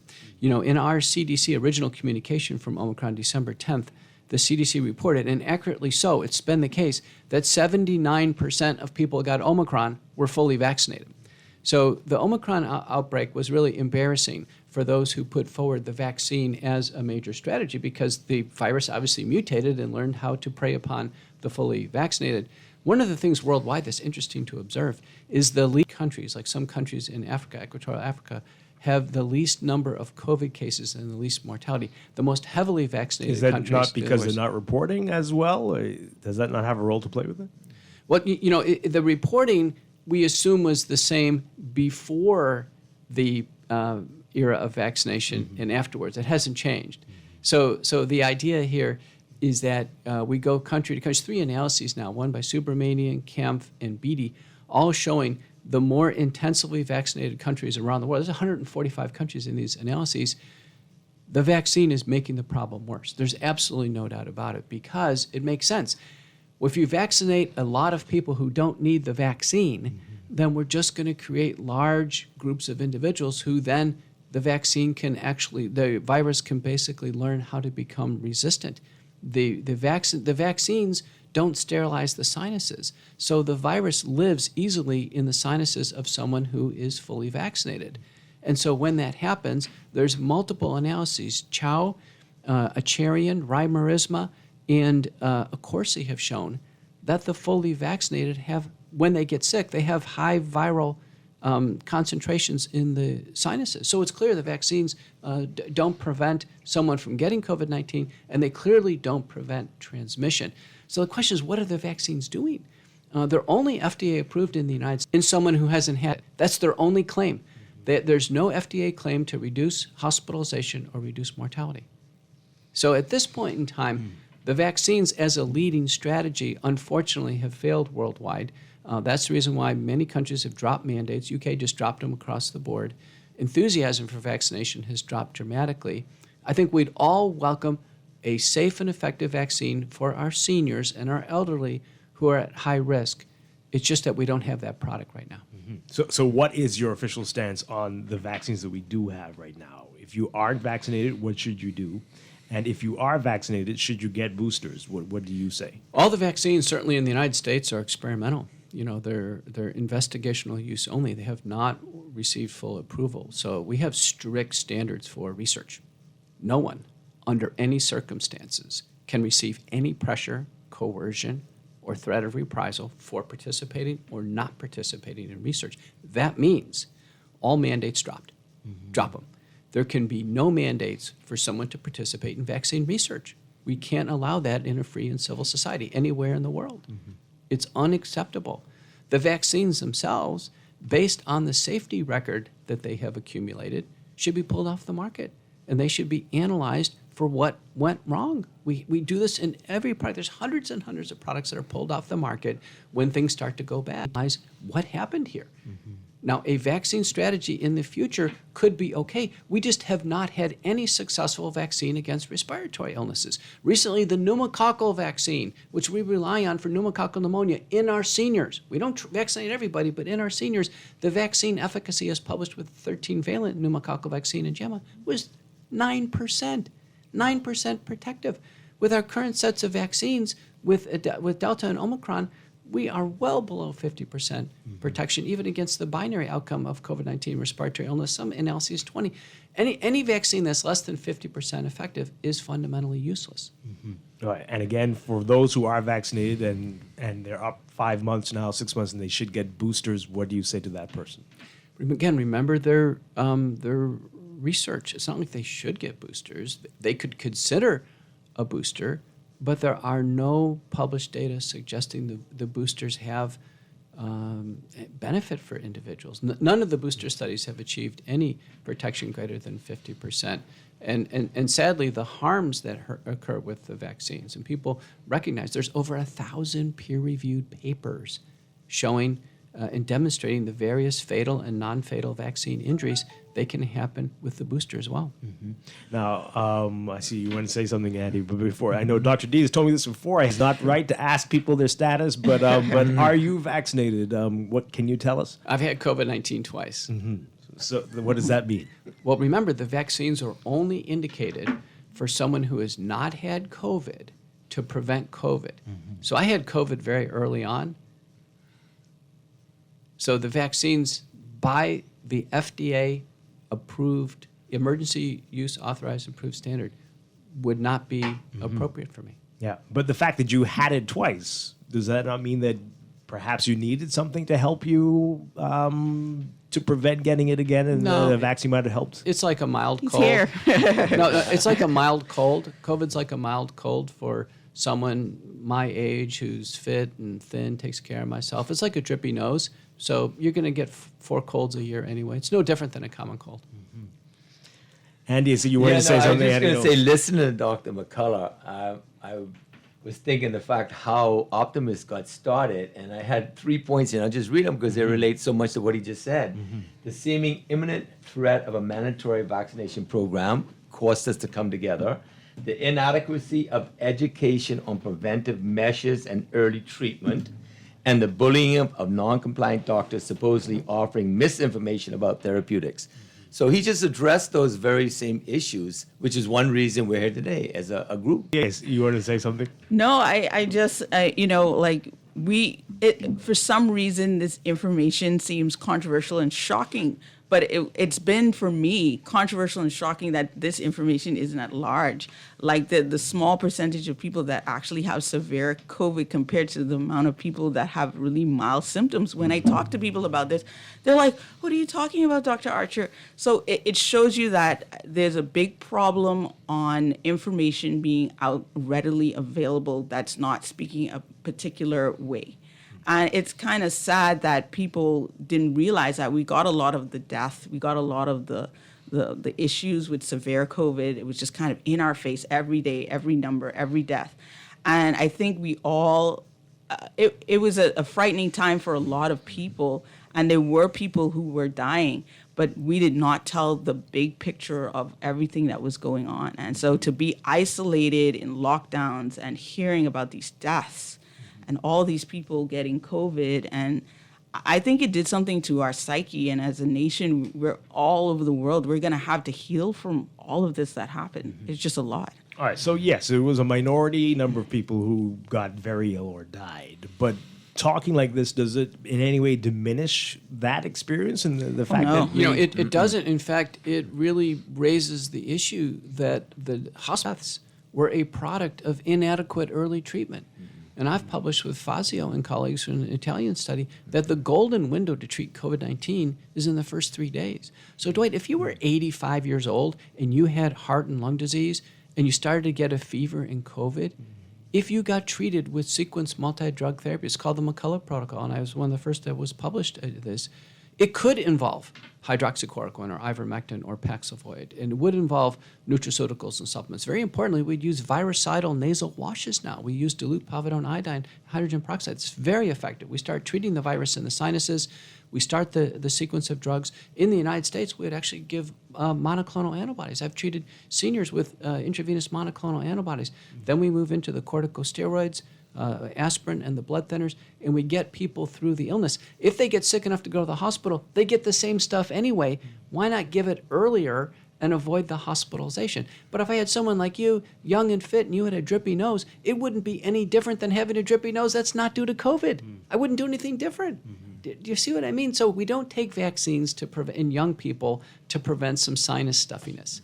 It's just we give vaccines to very senior individuals who would be at very high risk for something bad, but we would definitely not apply a vaccine to young people for a very mild illness. So it's very targeted treatment. Oh, we need to take a break. When we come back, we're going to talk about long COVID and what that means. And for anyone who's experiencing things long after they got over their supposedly got over their COVID. And we'll take some calls and some text messages. We'll get to those as well. This is Morning Blend on Guardian Radio 96.9. We're going to be back. Stay with us.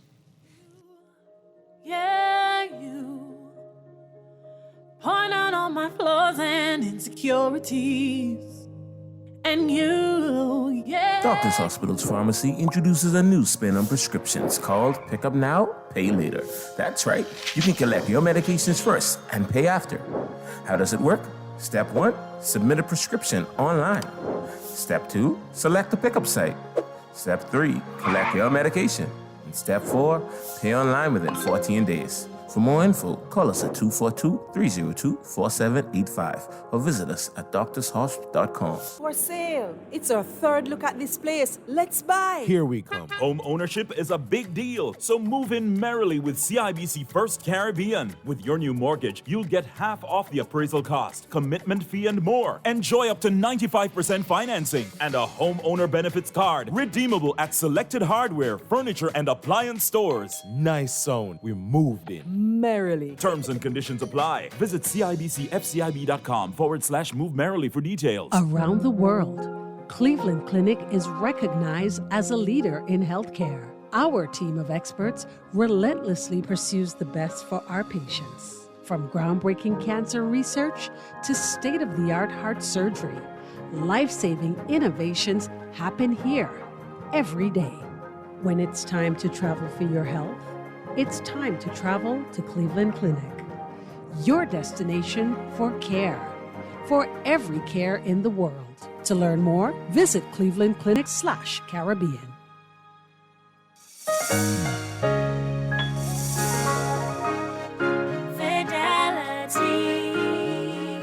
We're good for you. We know how important collecting your money can be to the success of your business. Start your relationship with Fidelity today so that we can show you the many options available to you with our merchant services. From click and pay options online to merchant terminals and e-commerce options. We're here to help your business succeed. For more details, speak to one of our business development officers at 356-7764 in Nassau or 352-6676 in Freeport. Visit our website at fidelitygroup.com or visit any of our branches.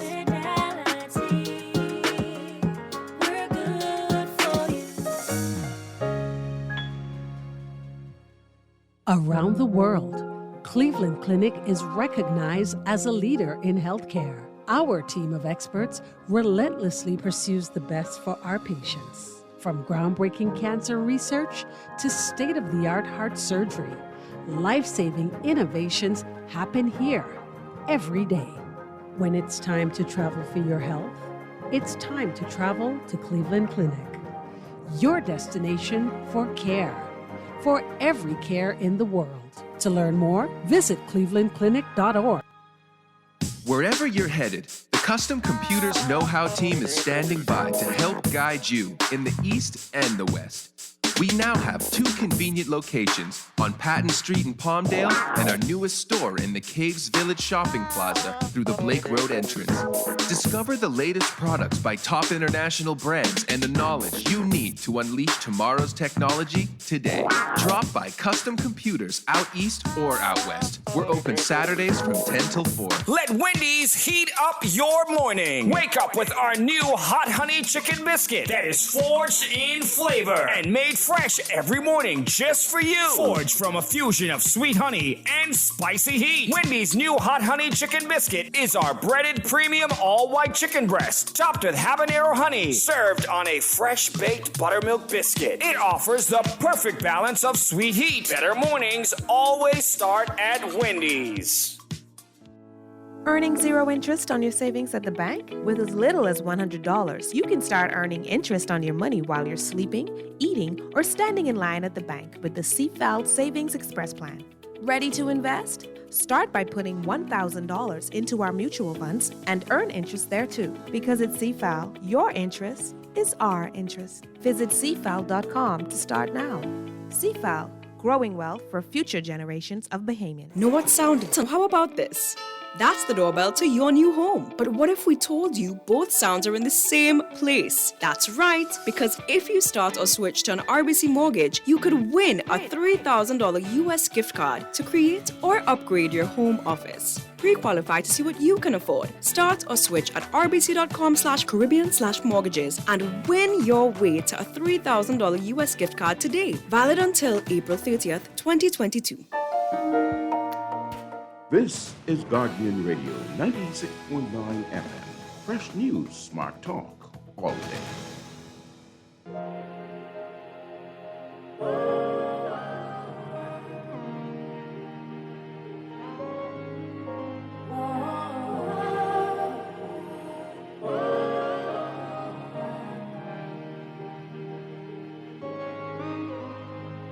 You, yeah, you. Point out all my flaws and insecurities. And you, yeah, you. We are back here with Morning Blend on Guardian Radio 96.9. Dwight Strong having, along with Don Sargent, having a great conversation with Dr. Peter McCullough in studio, along with Dr. D. Archer Cartwright and Andy Knowles. And Caller, we'll get to you in a second, but I think a conversation we had off air, I want to have it on air so people can hear this. So I asked you, Dr. McCullough, so why did we go in this direction of the vaccines first as opposed to treating people immediately? What was the issue? I remember back early in 2020, I'm at a big academic medical center in Dallas, Texas. I distinctly remember the conversations and honestly the true fear among doctors, nurses, and people in clinics. They felt that if they opened up their clinics during this time, that the clinics would get contaminated, that in fact the staff would get contaminated. And when the Italians had a big surge in Milan and they published a list of doctors, older doctors who had actually died of COVID-19 in Milan, it really frightened American doctors. Mm-hmm. And so many doctors took the stance they weren't going to treat COVID-19. And the stance was, at that point in time, an easy one to take because they say, listen, there's no clinical trials done with any drugs. There's no FDA approval of any drugs. No one's telling me I have to treat COVID-19. The practice pattern fell into one that I thought was very, very dangerous for Americans and people around the world, is they were waiting for people to get sufficiently sick to get in the hospital, hoping the hospital would save patients. And do you know, in most of the published studies, it's 10%, and then for people sick enough to be in the ICU, every study, over 30%. Unacceptable. I'm a cardiologist. You know our most dangerous form of a heart attack that we treat? You know what the mortality rate is? 2%.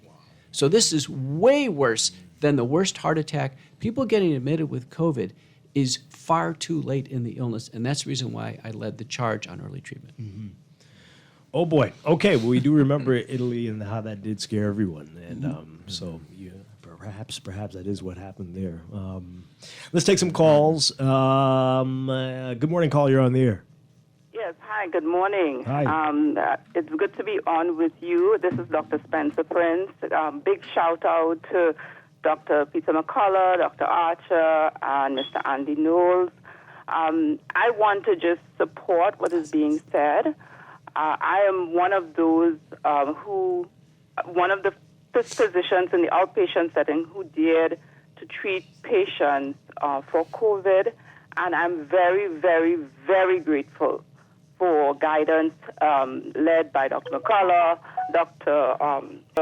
different doctors, the FLCCC, because this provided hope and empowerment to the people who called and said, Dr. Spencer Prince, I'm sick.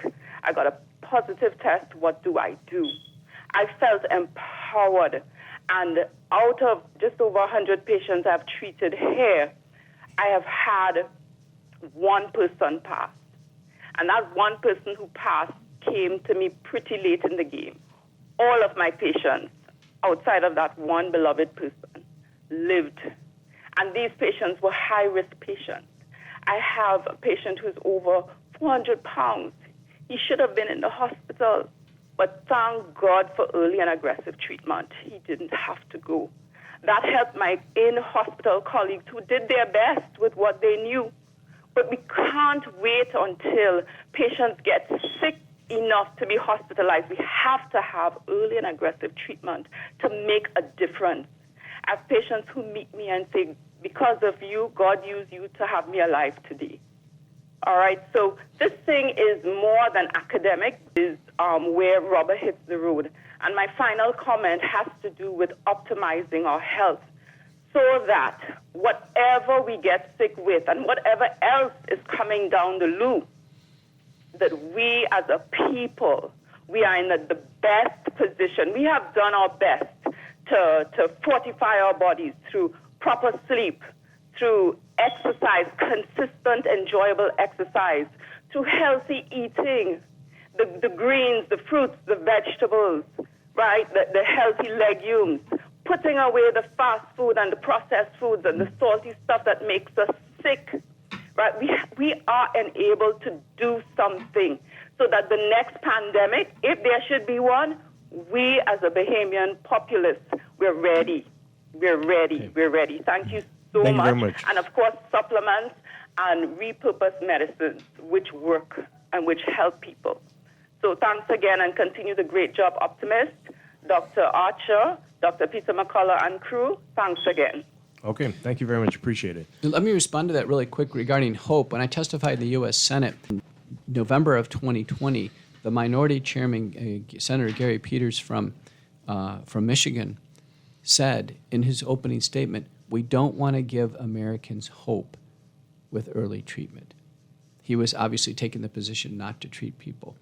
And the paper I want to point out was published by Fillmore and colleagues in the VA. 45% of hospitalizations in that large study, the oxygen saturation was never below 94%. Why are people being hospitalized? Because they're in a panic. They don't think there's any hope for them, and they panic and they go to the hospital. What I'm telling you is a large fraction of COVID hospitalizations are completely unnecessary, and we can treat them at home. And her point about general fitness and health is important. An analysis by Steenkamp and colleagues published in the British Journal of Sports Science shows that the fittest people have the greatest freedom from any type of COVID-19 illness or consequences. So everybody can lose some weight and get fit and be ready for a next wave if it happens. And keep swimming. It works. So Dwight, I focus a lot of that on my show. It's healthy and where we should be as a nation and focusing on primary care as a primary care physician. Mm-hmm. And I think if we learned anything out of COVID is that we as a nation, we need to get on the ball with our health and preventative medicine. All right, let's take another call. Good morning, caller. You're on the air. Yes, good morning. How you doing? Doing well. Great. I agree 100% with the doctors. All you have to do is strengthen the immune system. I'm 66. I'll be 67 in October. One of the things I'm on is the vitamin D, the vitamin C, the Accident, that's ASTXTHIN. I don't know if the doctors ever heard something called cell food, and fulvic acid.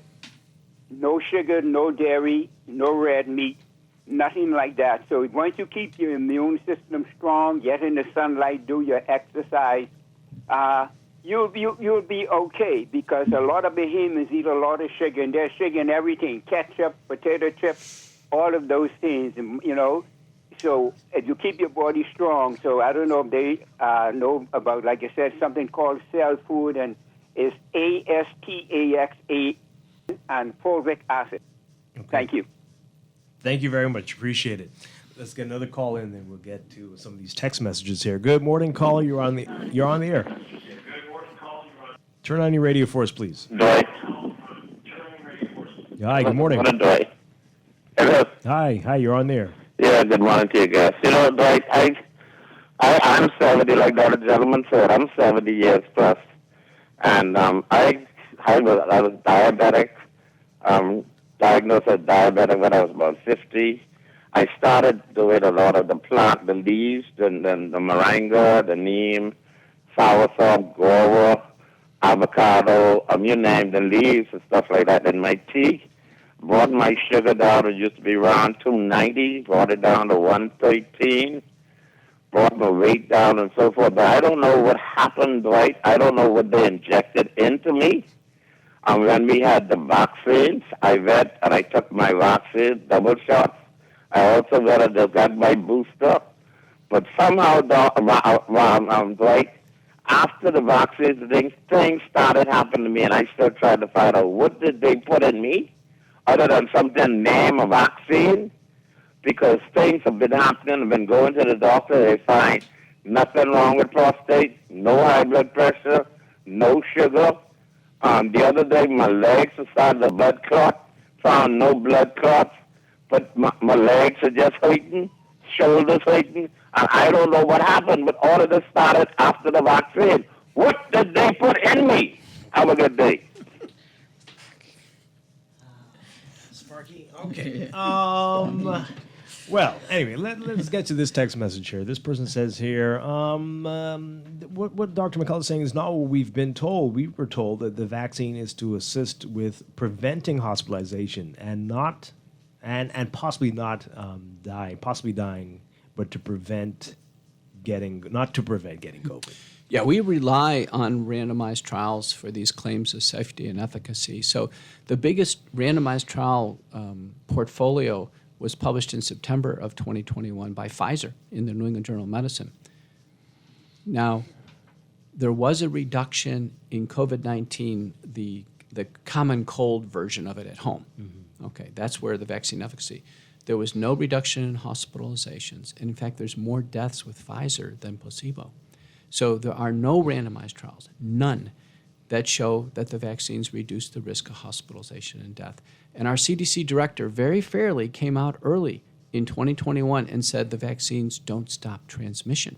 So once Fahrenholt published vaccinated people transmit the virus to one another, and then Accorsi, and then a paper published by Singarajan, that really took away any impetus for younger people to get a vaccine. People used to take a vaccine and say, well, I'm going to take it to protect my grandparents.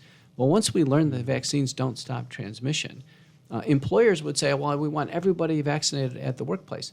Well, once we realized the vaccines don't stop transmission, the employers, came to understand that that was a ridiculous thing to do. All they're going to do is force their employees to take a vaccine that's in research. It doesn't even stop transmission. So FedEx dropped the vaccines, and GE, Starbucks, the big companies started dropping the vaccines because they don't stop transmission. Mm-hmm.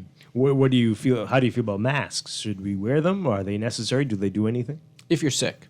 Mm-hmm. So the most important advice you have is when you're sick, those are the people who need to stay home.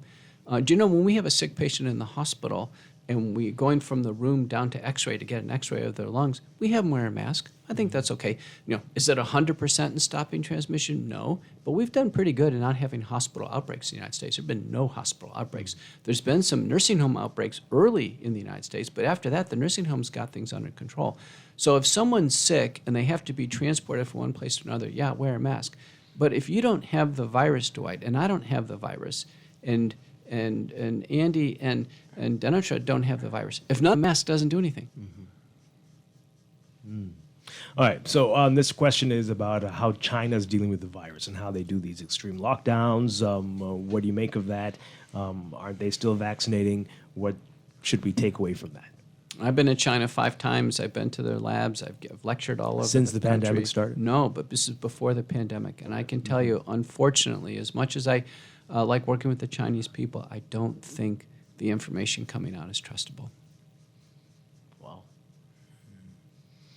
All right, before the break, I mentioned long COVID. We know a lot of people are still having, I don't know if that's what Sparky's dealing with, but having issues after having COVID months later. What does that mean? And will that be a long-term thing? Is that just something that you're dealing with for the moment? What should we take away with that? Isn't that what the reasons we should be vaccinating and being afraid of COVID, even if it is mild at first, that in the future you could have a big problem?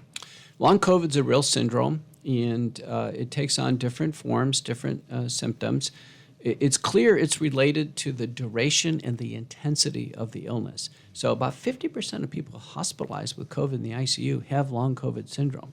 Very few people who have mild COVID at home ever have long COVID. So it's really the severe cases. We do know that the virus is in the body for a very long time. There's the NIH published in ResearchGate server showing that the virus can be found in the body up to 230 days later after the respiratory infection. So no wonder people test positive intermittently for months afterwards. That's the reason why we shouldn't be testing people after COVID, because they stay positive intermittently. We shouldn't be testing, by the way, anybody who's not acutely sick, because the tests are not approved for that use. So we shouldn't be testing them before travel or going to work or what have you, because they're not approved there. And there are testing studies, and I'll give you the citations. One of the things is everyone who's interested, particularly the doctors, are going to look at these citations. Akashi, published in the Olympics, Gans, a large workplace study, Schultz, the NCAA athletes, all showing that when we do asymptomatic testing, the chances of ever getting a positive test are way less than 1%. And if it's positive, it's more likely to be a false positive than actually detecting disease. So testing before going on airplanes and in the workplace in asymptomatic people is a completely useless, unapproved use of testing. Should be dropped. So I've always questioned how does an asymptomatic person spread COVID? I don't think that they have answered this question. So you have no symptoms of COVID. It's a respiratory, it's spread by respiratory droplets. How would that be possible? So a lot of this comes from the fear and the panic that we had from before. But with all the information coming out, like Dr. McCullough said, all the data, we have to go back to the science and just kind of look at those things and say, okay, what are we doing things that make sense at this point? And people need to pay attention to the symptoms. 2 studies, one by Cow and one by Madewell, showed that if one does not have symptoms, they can't spread the virus. So if you don't have any symptoms, you're good. But when people do develop fever, nasal congestion, they need to be able to withdraw from work, cancel their travel plans, stay at home. And that is what was proposed with the Great Barrington Declaration. Remember, the Great Barrington Declaration came out right in 2020, right after my pivotal treatment paper, and basically told the world, listen, we don't need to lock down. We just need to protect our seniors. And those who are sick, stay at home until you get through the illness and don't go out and spread it. But everybody else, continue your work as it is. The assumption that 2 people who have no symptoms could shoot the virus at each other like missiles was a complete false assumption driven by fear, never supported by science. Wow. This text here, why did we go the route of vaccinating everybody? I love you, Dwight, but it was people like you who refused to listen to anybody proposing alternate approaches. You wouldn't even read text messages suggesting that the vaccinations, I guess, the vaccination campaign was a failed strategy.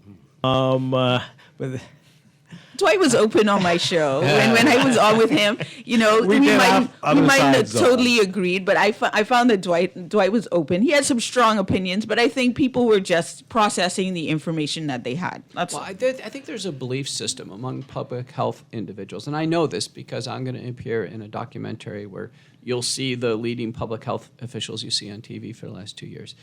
And the other side who are promoting the vaccines, they really believe the vaccines don't work unless every single person takes them. Everybody, including the teeniest little baby, takes the vaccine. And not just once, but they take the vaccine every 3 to 6 months, continually. Then the vaccines work. And that assumption involves a lot. That involves a lot of population involvement. It involves a lot of assiduousness of how we're going to possibly keep this schedule going. We'd have to have perfectly safe vaccines for that ever to be acceptable. I mean, we'd have to have 0 deaths after the vaccine, 0 rates of heart injury. I mean, we have official FDA warnings saying Pfizer and Moderna cause heart injury. We got official warnings with Johnson & Johnson, AstraZeneca. They cause blood clots. This is not controversial. It's in the package warnings. We can't have agencies acknowledged are not perfectly safe. And we can't blanket the population with them. Yeah, I've got to ask you this. So, I mean, it's very clear you've suffered a toll for speaking like this. You've been discredited by many in the medical community. You lost your job, is it right, at Baylor? Articles, when you pull up your name, I mean, the word quack comes out. Why should we listen to you? Why should we pay attention to what you're saying? I've never had anyone look me in the eye and engage in a conversation and take up the other point of view. Never. Never. Now, I had my contract at Baylor not renewed early in 2021 before the vaccines. It's because I treated patients with COVID. Not because of any vaccine issues, because I treated patients, and I transferred my practice to another group, and I'm still at Baylor, and I'm just employed. I have a different employer. Okay. I haven't been discredited. I'm the most published person in my field in the world in history. I'm one of the most published people in COVID-19. I've testified in the U.S. Senate as the lead witness. That's not being discredited. That's actually being credited and being valued. I've now testified a second time and co-moderated the longest Senate panel on COVID-19, and I'm one of the most frequent news commentators relied upon across the world. I would call that. All right. Let's take a couple more calls, and we've got to wrap things up. Good morning, caller. You're on the air. Are you there? Let's take the other one. Okay. Hi, good morning. You're on the air. Good morning, Dwight. How you doing? Doing well. Awesome, and good morning to your guests in studio. Got one or two, probably just a point or a question to ask here.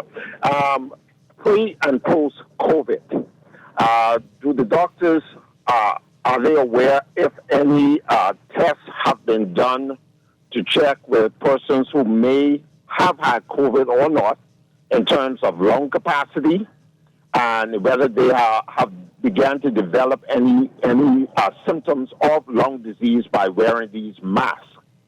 We hear a lot of persons advocating for use of the mask, but we're not hearing of any adverse effects by wearing these masks. And of course, breathing back in carbon dioxide, which the body naturally releases in place of the oxygen that it takes in. I wonder if anyone is really paying any attention to what kind of side effects or long-term effects that this may have on the body. My last point is simply this. I think what we have to do here, which also I haven't been hearing, is companies that have a large amount of employees to allow their employees to take these breaks, get out into the sunshine, get the vitamin D, out of the enclosed air-conditioned environments, and perhaps that may also assist with promoting the excellent health that a lot of us are looking forward to. So they're just my points this morning. I look forward to hearing the response to the first question, and thank you so much, Dwight, for bringing this the doctors onto your platform today. Have a good day. Okay. Thank you very much. One response. Concerns about masks. Let me just take the question. As I first heard it, I thought the question had to deal with COVID-19, the respiratory illness, and prolonged pulmonary symptoms. And the answer is yes. In severe cases, there's what's called an organizing pneumonia. That's the medical term. It's actually not a pneumonia, but it's a chronic lung change that happens. It takes a long time, by the way, to clear up. I've had patients after COVID require oxygen for many months afterwards because of the prolonged lung injury. With the vaccines, there is a rare lung injury. It's part of what's called multi-system inflammatory disorders. A paper in Lancet showing that young individuals take the vaccine can end up with a severe inflammation in multiple organs, end up on the mechanical ventilator. So, substantial. It's very rare, though. But it's rare. But obviously, when it happens to that individual, it's significant, and we can't be harmed by something that shouldn't harm them. Because if they didn't take it, they obviously wouldn't get it at all. And then the masks. And the masks come in all different types. Most of the masks have the possibility of inhaling fibers of some sort, and we don't know the implications of that. I'm an internist and cardiologist. I wear a mask in the hospital. I wear a mask in the cardiac catheterization laboratory. I've done it for decades. So do surgeons, so do nurses and dental hygienists. So I'm of the general belief system that the masks are benign, but I'm open to research that may show otherwise. Yeah. I don't like to wear masks if I don't have to, but I really haven't seen anything that's really showing an issue in terms of the mask. I think with a lot of people is, first, a lot of people are using cloth masks. And I don't know if you shouldn't be wearing a mask over and over and over again. Right. So I think some of the issues that some people are having is cloth masks, maybe, skin problems with that, and just kind of reusing these masks over and over. So I think the hygienic point to that is that if you're not using a disposable mask, you have to keep your mask. Most people don't use that over. Right. All right. All right. So tell us, we are winding down. The rest of your trip here? What are you going to be doing? You're going to be speaking. Tell us all about that. Yeah. So we have a variety of things that are going to happen. He's going to have other media. He's going to be on my show tonight, 7:30. So if you have any more questions, Guardian Radio, we're going to be live again. We have a few photo op things. We're going to be doing a press conference at 11 o'clock at the University of Bahamas. And so media will be out there as well. We're going to do a couple of more shows during the week. So we're going to be on Beyond Headlines on Wednesday evening. Possibly one show on Thursday, right? So Juan McCartney on Thursday. And of course, the really, really big event is Thursday night at the Church of God Auditorium in Farrington Road. Dr. McCullough is going to be speaking. So a lot of these things, Dwight, if you're still a little challenged about it, he's going to put some stuff up there so you can see a lot of these studies and see that the information is real, the information has been done, there's all of this information that we are not getting as a general population. He's going to do a presentation, and there will also be a question and answer period as well. So we want people to actually come out. We're going to be following, of course, the COVID protocols, of course. But we want people to come out to 7 o'clock, Joe Farrington Road at the Church of God Auditorium. And we also will be on YouTube and Facebook and a lot of things. So, Andy, why don't you give them the information where they could find the website so they could find more information? It's like Dr. McCullough said, the big event is Thursday at the Church of God Auditorium on Joe Farrington Road at 7 o'clock. That's a face-to-face. But you can check out our webpage because we keep everything there. Okay, if you go to optimistbahamas.com, okay, OPTIMIST Bahamas.com, you will see the information pop up there, and you could read more about what the week looks like, and then what Optimist is all about. So yeah, encourage everybody to come out if you can. And if not, Facebook, Zoom, and YouTube will be broadcasting it live. And I just want to say, Dwight, we don't want to be controversial or anything like that. We just realize that there's a point in time, and if you are into science and looking at the data, when you take a look back at what you decide, do you want to continue in this direction or do you want to do something different? Mm-hmm. And I think it's a good time now. Let me just say that I've given public seminars now at dozens of U.S. cities. Thousands of people come out. One of the shortcomings that we've had in the pandemic is our departments of public health have held no public seminars. Mm-hmm. Our medical schools have had no public seminars. There's actually been no public information and reviewing the data. So what I'm going to show is the same scientific slide deck that was, continuing medical education certified and curated. I showed Joe Rogan on the Joe Rogan show that set all records. And it was just the information. There was no opinions. It's just the medical information. People are hungry for medical information. They want to see, what do the vaccines really do? Well, we'll show it. No hyperbole, no commentary, and let people see what happens. Okay. You have a lot of people processing, contemplating, reevaluating all their choices of the past 2 years, but we look forward to hearing more. Thank you so much for being here this morning. Hope you enjoy your stay here. Dr. Peter McCullough, and of course, Dr. D. Archer Cartwright, and Andy Knowles, thank you all for being here this morning. Thank you very much. And we look forward to hearing more over the next few days. All right, we're going to take a break for news and be back with Morning Blend Business. This is Morning Blend on Guardian Radio 96.9. Stay with us. Wake up, it's a new day. It's the start of the new way. You start of the end of the old way. Wake up, it's a new day.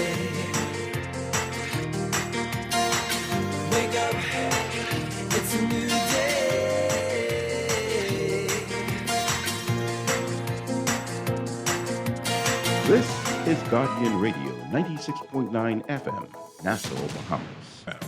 The views and opinions of the hosts and guests are their own and do not necessarily reflect the position of the Wake up, it's a new day. Wake up, it's a new day.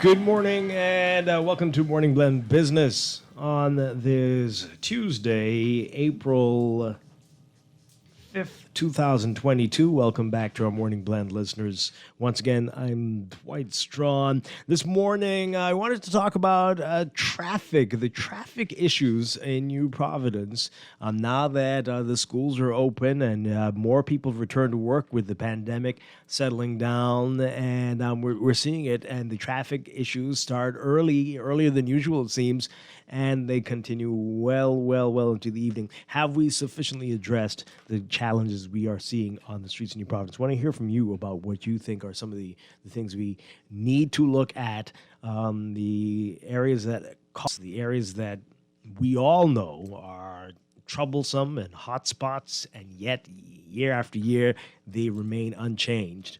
And why do you think that is? What is that? Are the officials just not driving on these streets? Did they not drive there that hour? When you have an escort, does that prevent you from having to sit in the traffic and experience it the way the rest of us do?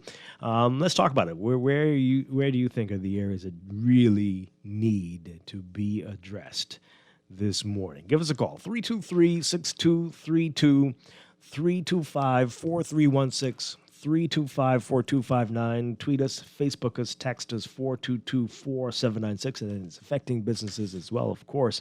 And it just seems to be getting worse with seemingly more and more vehicles on the streets, and just getting terrible every single day. We know there are a whole lot of areas where there are bizarre road mergers that make no sense. There's no reason why it should be this way. And if I can think of immediately, Blue Hill Road, where in a number of spots, both directions, north and southbound, where the lanes merge to one, and that creates a whole heap of problems at the intersection with Soldier Road. Right after you pass through that, you've got to merge into one lane in front of a school. Hell.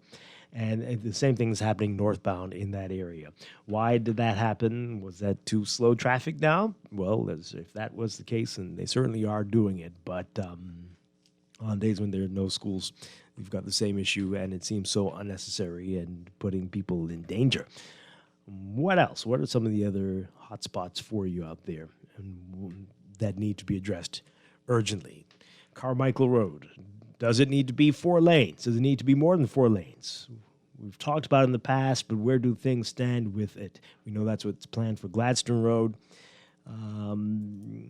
Where else do we need to seriously consider expanding the road or making it one way, alternate directions at certain times? What would be best? What are the areas, and what are you concerned about most with the way that people drive on the streets, the things that drive you crazy? I want to hear from you about all of that this morning. Again, 323-6232, 325-4316, 325-4259. Tweet us, Facebook us, text us, 422-4796. All right. Yes, there's still lots of messages coming in for our discussion about Dr. McCullough from earlier.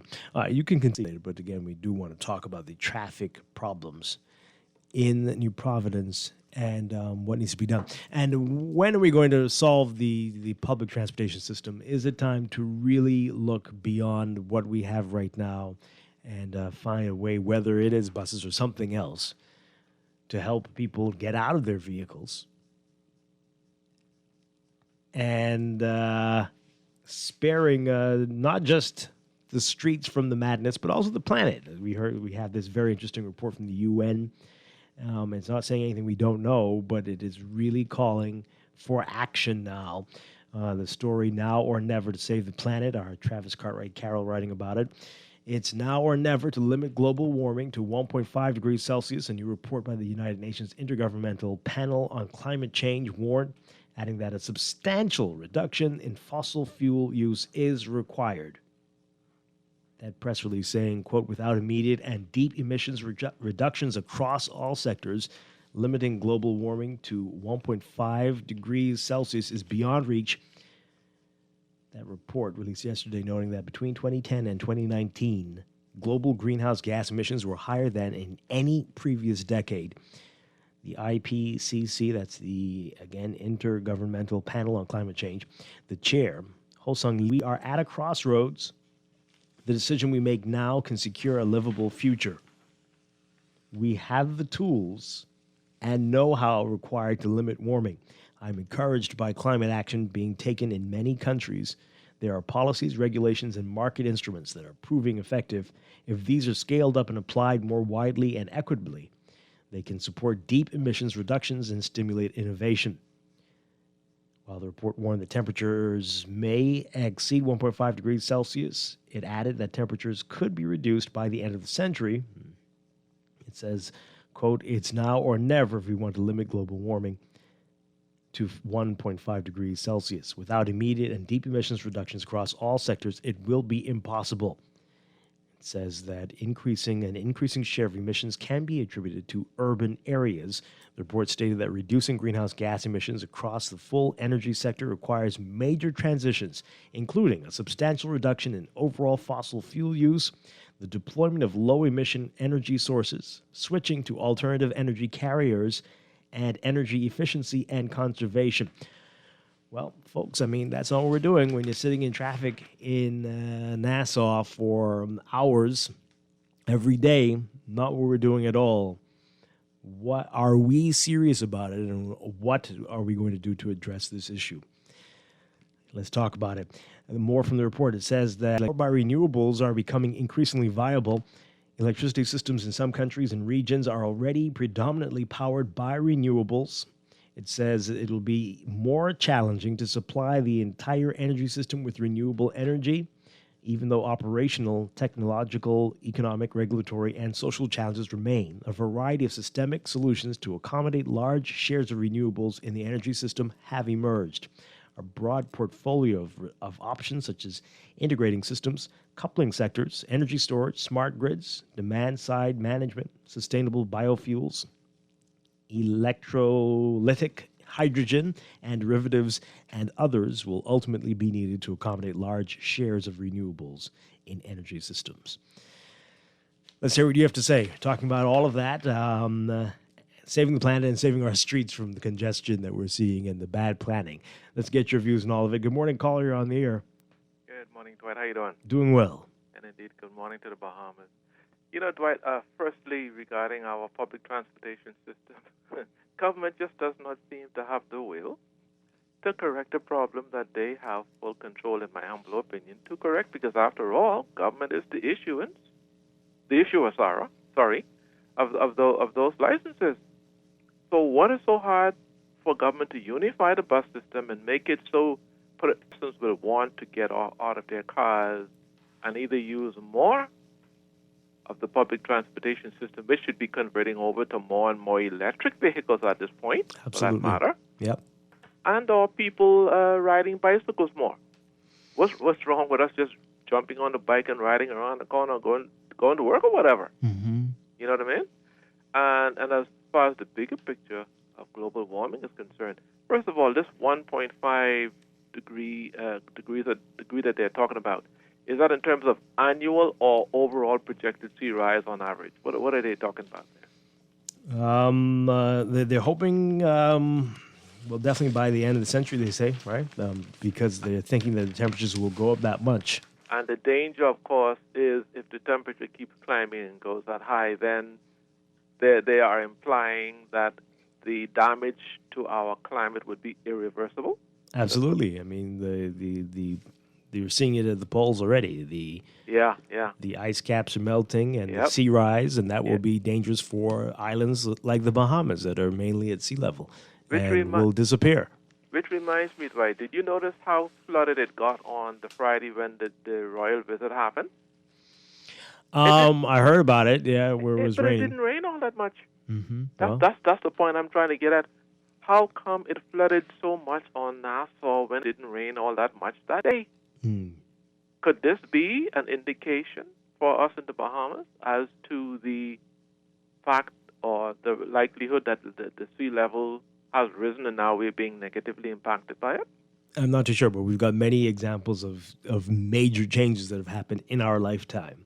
But see, I'd like to see how it's, though, it's obvious that it's relevant to the planet because we can see the effects, but I'd like to see how it is really now translating to how it affects us here in the Bahamas, because obviously we're being affected by it. Yeah.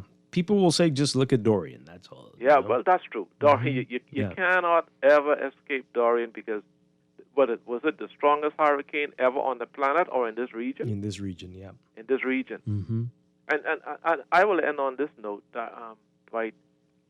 I was happy to hear the government, and I think you touched on it last week, regarding that grant. I don't know why they just don't seem to say grant that the Bahamas now seems to be getting. Is it $900,000 or $9 million or something for the solarization of the country, basically, starting with Nassau and Abaco? Well, that wouldn't be the country, but yeah, a couple of spots. When I say the country, I don't mean the whole entire country at one time. Right. But it's obviously a national initiative.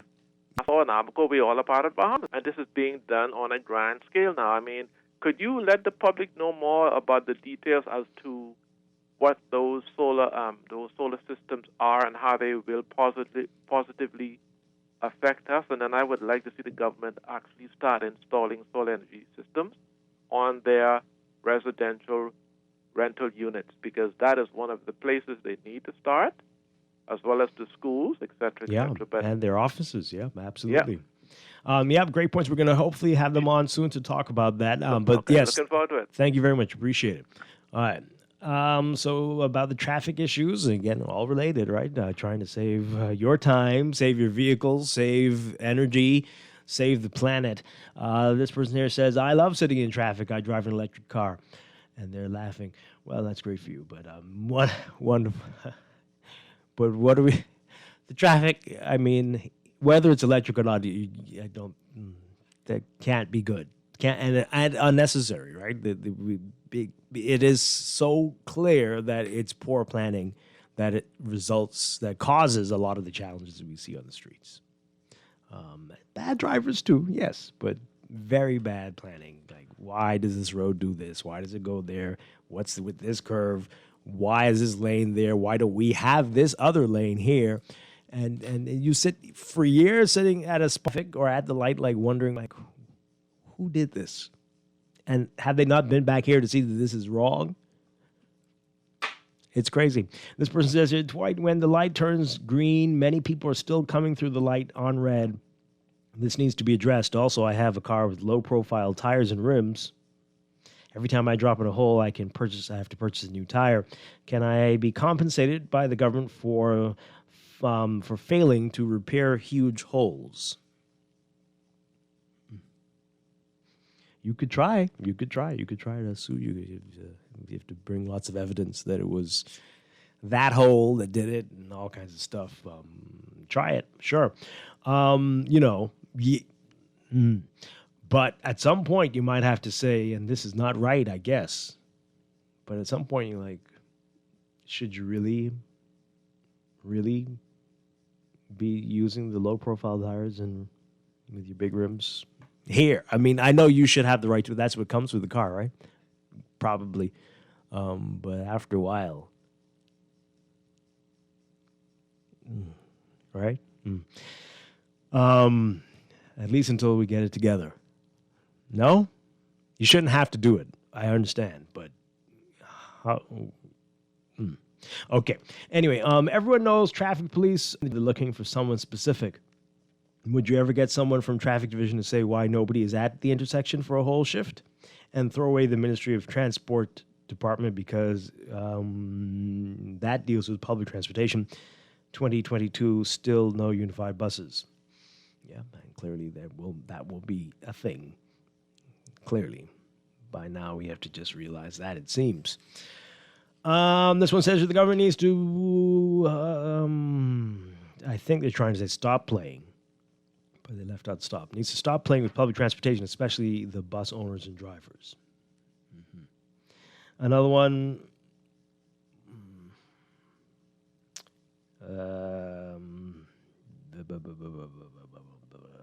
guess the government, you're saying? I don't know what you're saying. It needs to be more concerned with public transportation and getting that up and running instead of... Well, what am I missing here? Who? Okay. Did one good thing. Oh, wow. Okay. Not sure what's going on with that text. This one here. Great show as usual. Because of the rising sea levels, we either need to invest in a submarine or a boat or a house that floats.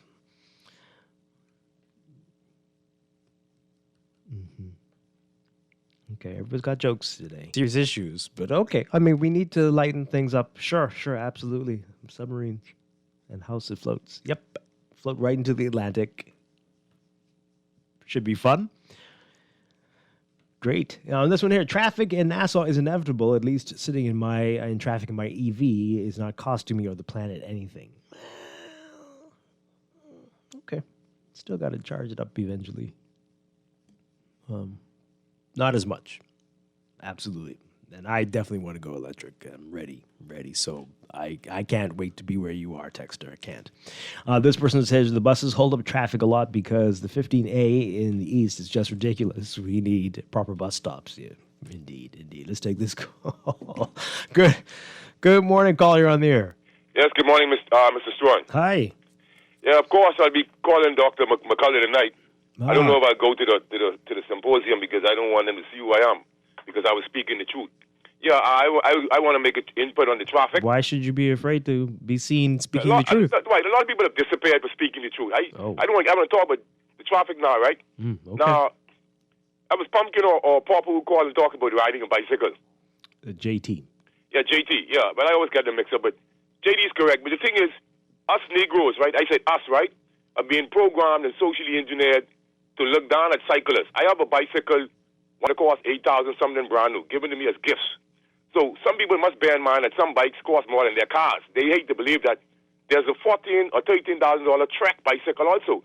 So just bear that in mind. But what I really want to put in here is the fact that in Europe and in first world countries, right, when you look at China during the pandemic, you saw how many bicycles were chained.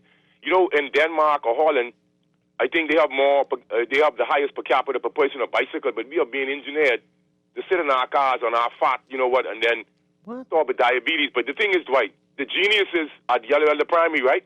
The road traffic, this is a serious problem here. The sign, the speed limit for 15 miles an hour is adhered to in the States, and you know this is a very serious thing over there. They have the sign saying 15 miles per hour speed limit, but it's pointing towards the east. So it's not, the people are traveling northbound, so they're only able to see the sign when they are right adjacent to the sign. All right, so they're not able to see the sign if they're riding northbound. The sign is pointing eastbound, so when you pass the sign, you would see it. The sign is not pointing southbound. Suppose, you know, for someone who is not even familiar with that road, they're not even bearing that in mind. Someone who traverses that road every day might see the sign and know that's not pointing southbound. So I just wanted to congratulate the geniuses who erected the sign from road traffic. Just to show you now that we can never get anything right, Mr. Strachan. Mm-hmm. This is just so pathetic we are. You sure it didn't get turned around? I know a lot of them get turned around. I think there's one on Prince Charles Drive. This is the school days sign you're talking about, right? The school hours, but it is facing the wrong direction. And they didn't put it that way, but it just, you know, maybe the wind or some little mischievous person turned it around. But it just seems like there's nobody checking these things to ensure that everything is where it's supposed to be. And that is a reason for great concern. I do hear that, and that's a very serious thing near a school for that not to be up. Although I sometimes in driving when school is out and people are, I've slowed down dramatically in the school zone, but people behind you blowing their horn and flashing the lights because they're like, why are you going 15 miles per hour? And they're just zooming past you when they can, not realizing that I'm intentionally driving that slow because this is school time. But, when they started this, there was really no things, but at least make an effort to educate people that in the mornings, when you're near a school, you're required to drive at 15 miles per hour because you're in a school zone, and at 3 o'clock, same thing, right before 3 and right after. That wasn't done. Clearly, it wasn't done for left turns because people think as long as it's 3 inches, make your way out and go as slowly as you want, even though the other people coming at you are on a green light and are going the speed limit. But yeah, you could take your slow time. There was no education campaign about it at all, and that's always the case. We make a rule, and often it's a good rule, but we don't tell people how it's to be done or put up a sign that explains what you're supposed to do and expect everyone's going to fall in line and know how to use it. And that's just as dangerous as just putting it there without and have it face the wrong direction, it seems. All right, a few messages before we have to take a break. This person says here, most of the speed cops are busy escorting dignitaries and celebrities. More speed cops are needed on the streets. Yep. And I do think, speaking of speed, we do need to evaluate some of the speed limits on certain streets. Some of them are far too low, and others not low enough, I guess, right? But we need to check it out and see if it makes sense. And that isn't done. They just, well, that's the standard and put it there. Another one here. Dwight, that light coming off the highway onto Carmichael Road needs to go. When that light is out, the traffic flows smoothly on Carmichael coming off the highway. Which highway are we talking about? This is the one, Mile Butler Highway? Is that what you mean? Because this is, it flows smoothly because there is a light 10 yards on the run station. Please tell them to shut down that light. All right. That's interesting. Do you all agree with that? I don't know. Okay. We'll take that call. This person says here, when will those responsibility to install traffic signs and marks traffic signals on the road that show, okay. They're asking, when will we put up speed limits in kilometers as well? Tens of thousands of vehicles are only calibrated in kilometers. These vehicles were allowed in and licensed. So, absolutely. I agree with you. That needs to happen. And apparently you can't use the excuse to the police that you don't know how many miles you're going because your car only has kilometers. So I've been told. But that really needs to happen. Absolutely. Okay, let's take a break. When we come back, we'll get to more of your messages and continue to talk about traffic and the environment. This is Morning Blend Business on Guardian Radio 96.9. Stay with us.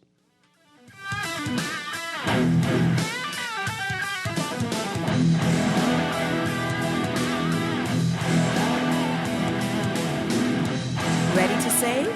You can put $100 into the CFAL Savings Express Plan and make sure your money keeps growing. Earn interest on your savings while you're sleeping, eating, or standing in line at the bank. Ready to invest? Start by putting $1,000 into our mutual funds and earn interest there too. Because it's CFAL, your interest. Visit CFAL.com to start now.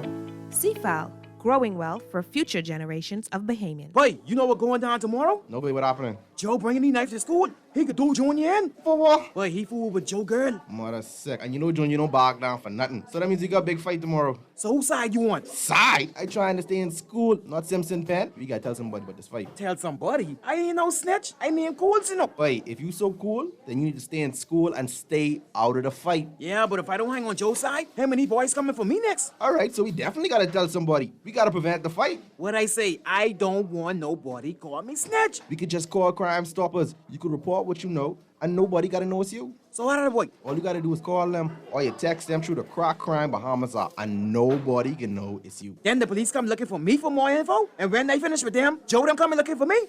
When you call Crime Stoppers, the call go directly to Miami, and they don't ask nothing about you. Then you can get the pen from them, and you can claim a reward later using that same pen. Plus, everything's scrambled, so nobody can read what you saying. Call 328-8477 from Nassau or 242-300-8477 from the Family Islands.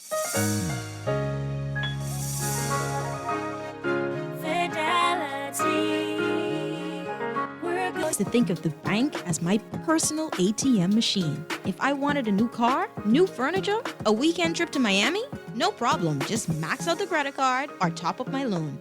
I was a big baller until I realized that 75% of my salary was going to pay back all those loans. Fidelity's personal financial coaching was the best solution. Fidelity gave me a plan with a debt consolidation loan that has a built-in savings that pays 5% interest. I now only have one low monthly payment, plus money in my pocket. Give Fidelity Bank a call at 356-7764 in Nassau or 352-6676 in Freeport. Visit any of Fidelity's locations or visit a website at fidelitygroup.com.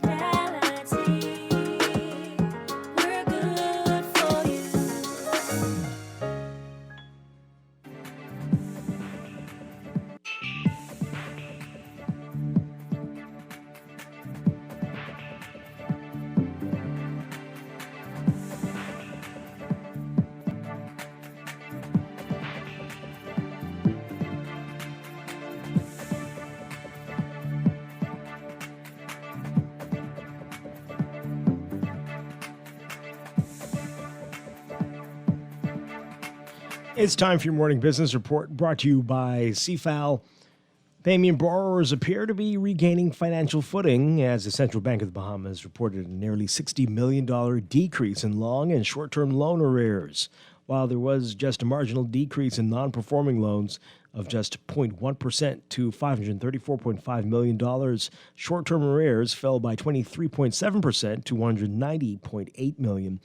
Despite this improvement, the central bank says total private sector arrears are still 0.3% higher than they were in comparison to February 2021. Read more about it in today's Guardian Business section. Total tourist arrivals were up more than 1,200% during the month of January after the Ministry of Tourism reported 312,201 visitors. This was led by a more than 8,000% increase in cruise passengers, the central bank reported in its most recent economic assessment.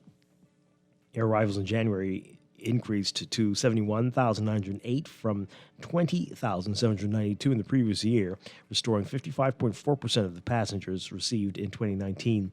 Sea traffic also resumed at 240,293 compared to 127 visitors in the prior year.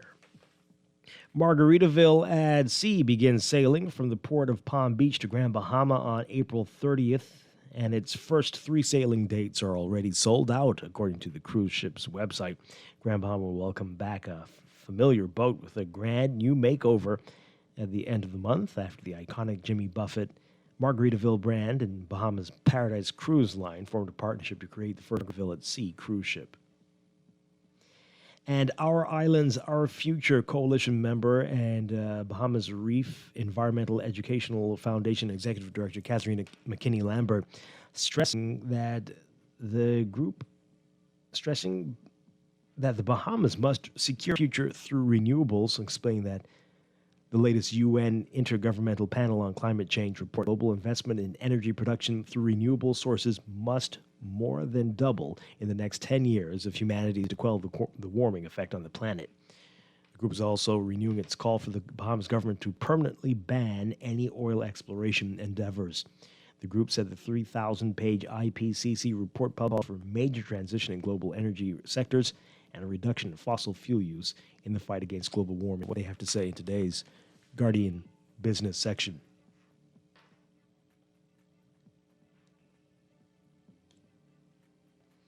And overseas, Elon Musk is joining Twitter's board of directors a day after disclosing that the Tesla CEO took a 9% stake in the social media platform, saying a regulatory filing today that it entered into agreement with Musk on Monday that will give the billion award, with the term expiring at its 2024 annual shareholders meeting.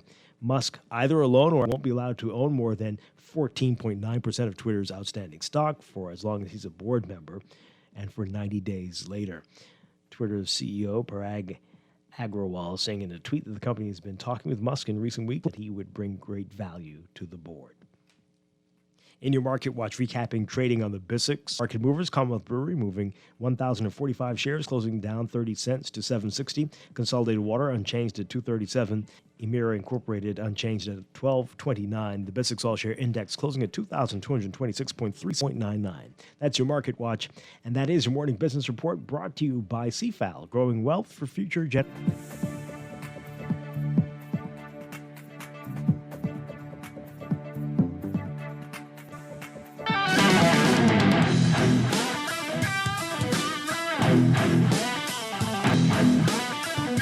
We are back here with Morning Business on Guardian Radio 96.9. We only got about a little over a minute left. This call very quickly and get through your final text messages. Caller, good morning. You're on the air. Hey, good morning. Hi. Can you hear me? Yes, we can. Okay, yes, good. Two things real quick. On the traffic thing, okay, you see where Prince Charles and I think that's Prince Charles and Seabreeze, that stoplight there? Yes. I got there about with cars that are heading east coming across the light. Mm-hmm. To me, the problem is traffic light. Like the traffic that is coming from that is eastward bound, and then their light turns green for the two lanes. But the problem with that is on the other side, coming from the opposite way, and the arrow lane is on green. Yes, I know what you mean. Now the folks that are turning, you understand what I'm saying? Yeah, Folks that it's are coming crazy. from the west, what they should do just to stop all those accidents from happening, allow both sides of them to have their own time for green. In other words, when that side is green and they have the arrow, nothing else comes through. There's no turning lane. Right. There's a lot of folks that seem to be crashing, seem to be those ones coming Yes. from the east heading west, and they're in that turning lane. And because there's two lanes, they can't see that other lane that's on the northern side. Mm-hmm. And that's usually where the accidents happen. It's almost a daily thing. You can see cars just getting mashed right in that same thing at all because there's one light that shouldn't be green while the other side is green. To me, that would be a simple solution to that one. Okay, yes, I know what you're talking about. It is dangerous there. Thank you very much. There's a similar problem at the intersection Prince Charles, Soldier Road, and Robinson Road. If you're heading southbound on Soldier, there is no time for you to turn right, which would be heading west onto Robinson. Your light is green like everybody else's, and you have to, it's like you're playing chicken, basically, chicken crossing the road right there. It's very dangerous. And then for eastbound, there are people who don't know what that line through the turn means. So if you know what I'm saying, with you are not allowed to turn south onto Soldier Road if you're heading east on Robinson into Prince Charles. You're not allowed to, but people keep trying to do it, and they are causing major problems. And at some point, there's a sign there telling them not to turn, but they just don't care. And I mean, everybody there who does that needs to be prosecuted to the fullest extent of the law because you're just defiant now. You just think this shouldn't apply to you. And this is a dangerous situation. But yeah, Prince Charles Drive, lots of issues there. Let me read these really quickly. We got to go. Village Road and Shirley Street need to be paved. Yeah, quite a few that need to be paved. I know, but look, they're finally getting to Village Road after all these years. But another one here. There are two signs at Yellow Elder, both pointing eastwards and now southwards. That's how they were erected. They're saying they were put up like that. Well, that's insane. That's really bad. This one says here, can they put up signs indicating where it's only possible to make that right turn on a red light? Where is that? Where is that possible? It's not possible. It's not right turn. No right turns. No right turns on a right light. I know, we got a lot of one-way streets, but that's not legally allowed. So unless they put up a sign specifically telling you that, it's not supposed to happen. But they say that I'm tired of people blowing me down on corners where it's not safe to make that turn because you can't clearly see traffic coming. It's not. You mean we're allowed to do left turns, but not right turns, even on one-way streets. And if they were to allow that, there should be a sign always saying that, and that hasn't happened. This one says here, a yield sign should be at every left turn, and they need to educate the drivers as to what that yield means. Yep, absolutely. And this final one here. Not sure if my comment is off your topic, but why are prisoners still being escorted like bats out of hell by police officers in moving traffic? Can't their hearing be done by Zoom? I think the police escorts use these opportunities to be reckless in the name of the law. Well, it's very sad that's still happening. Still happening. And this one says, put proper railings on Mile Butler Highway. Well, they would be knocked down every day, it appears. So I don't know. And sometimes they cause more damage and more destruction to the person involved. But we just need people to drive more carefully on Mile Butler Highway and everywhere. Folks, we hope some were listening. We hope you were listening. We need to have these conversations more often, because some things just aren't getting addressed on our streets, but it needs to be done. And I know Aaron does a lot of great work with that, talking about it, but we hope people are paying attention. Thank you so much. We're going to be back with more Morning Blend and Morning Blend Business tomorrow morning. I'm Dwight Strachan. Have a great day. Stay tuned for Aaron Green with On the Clock next.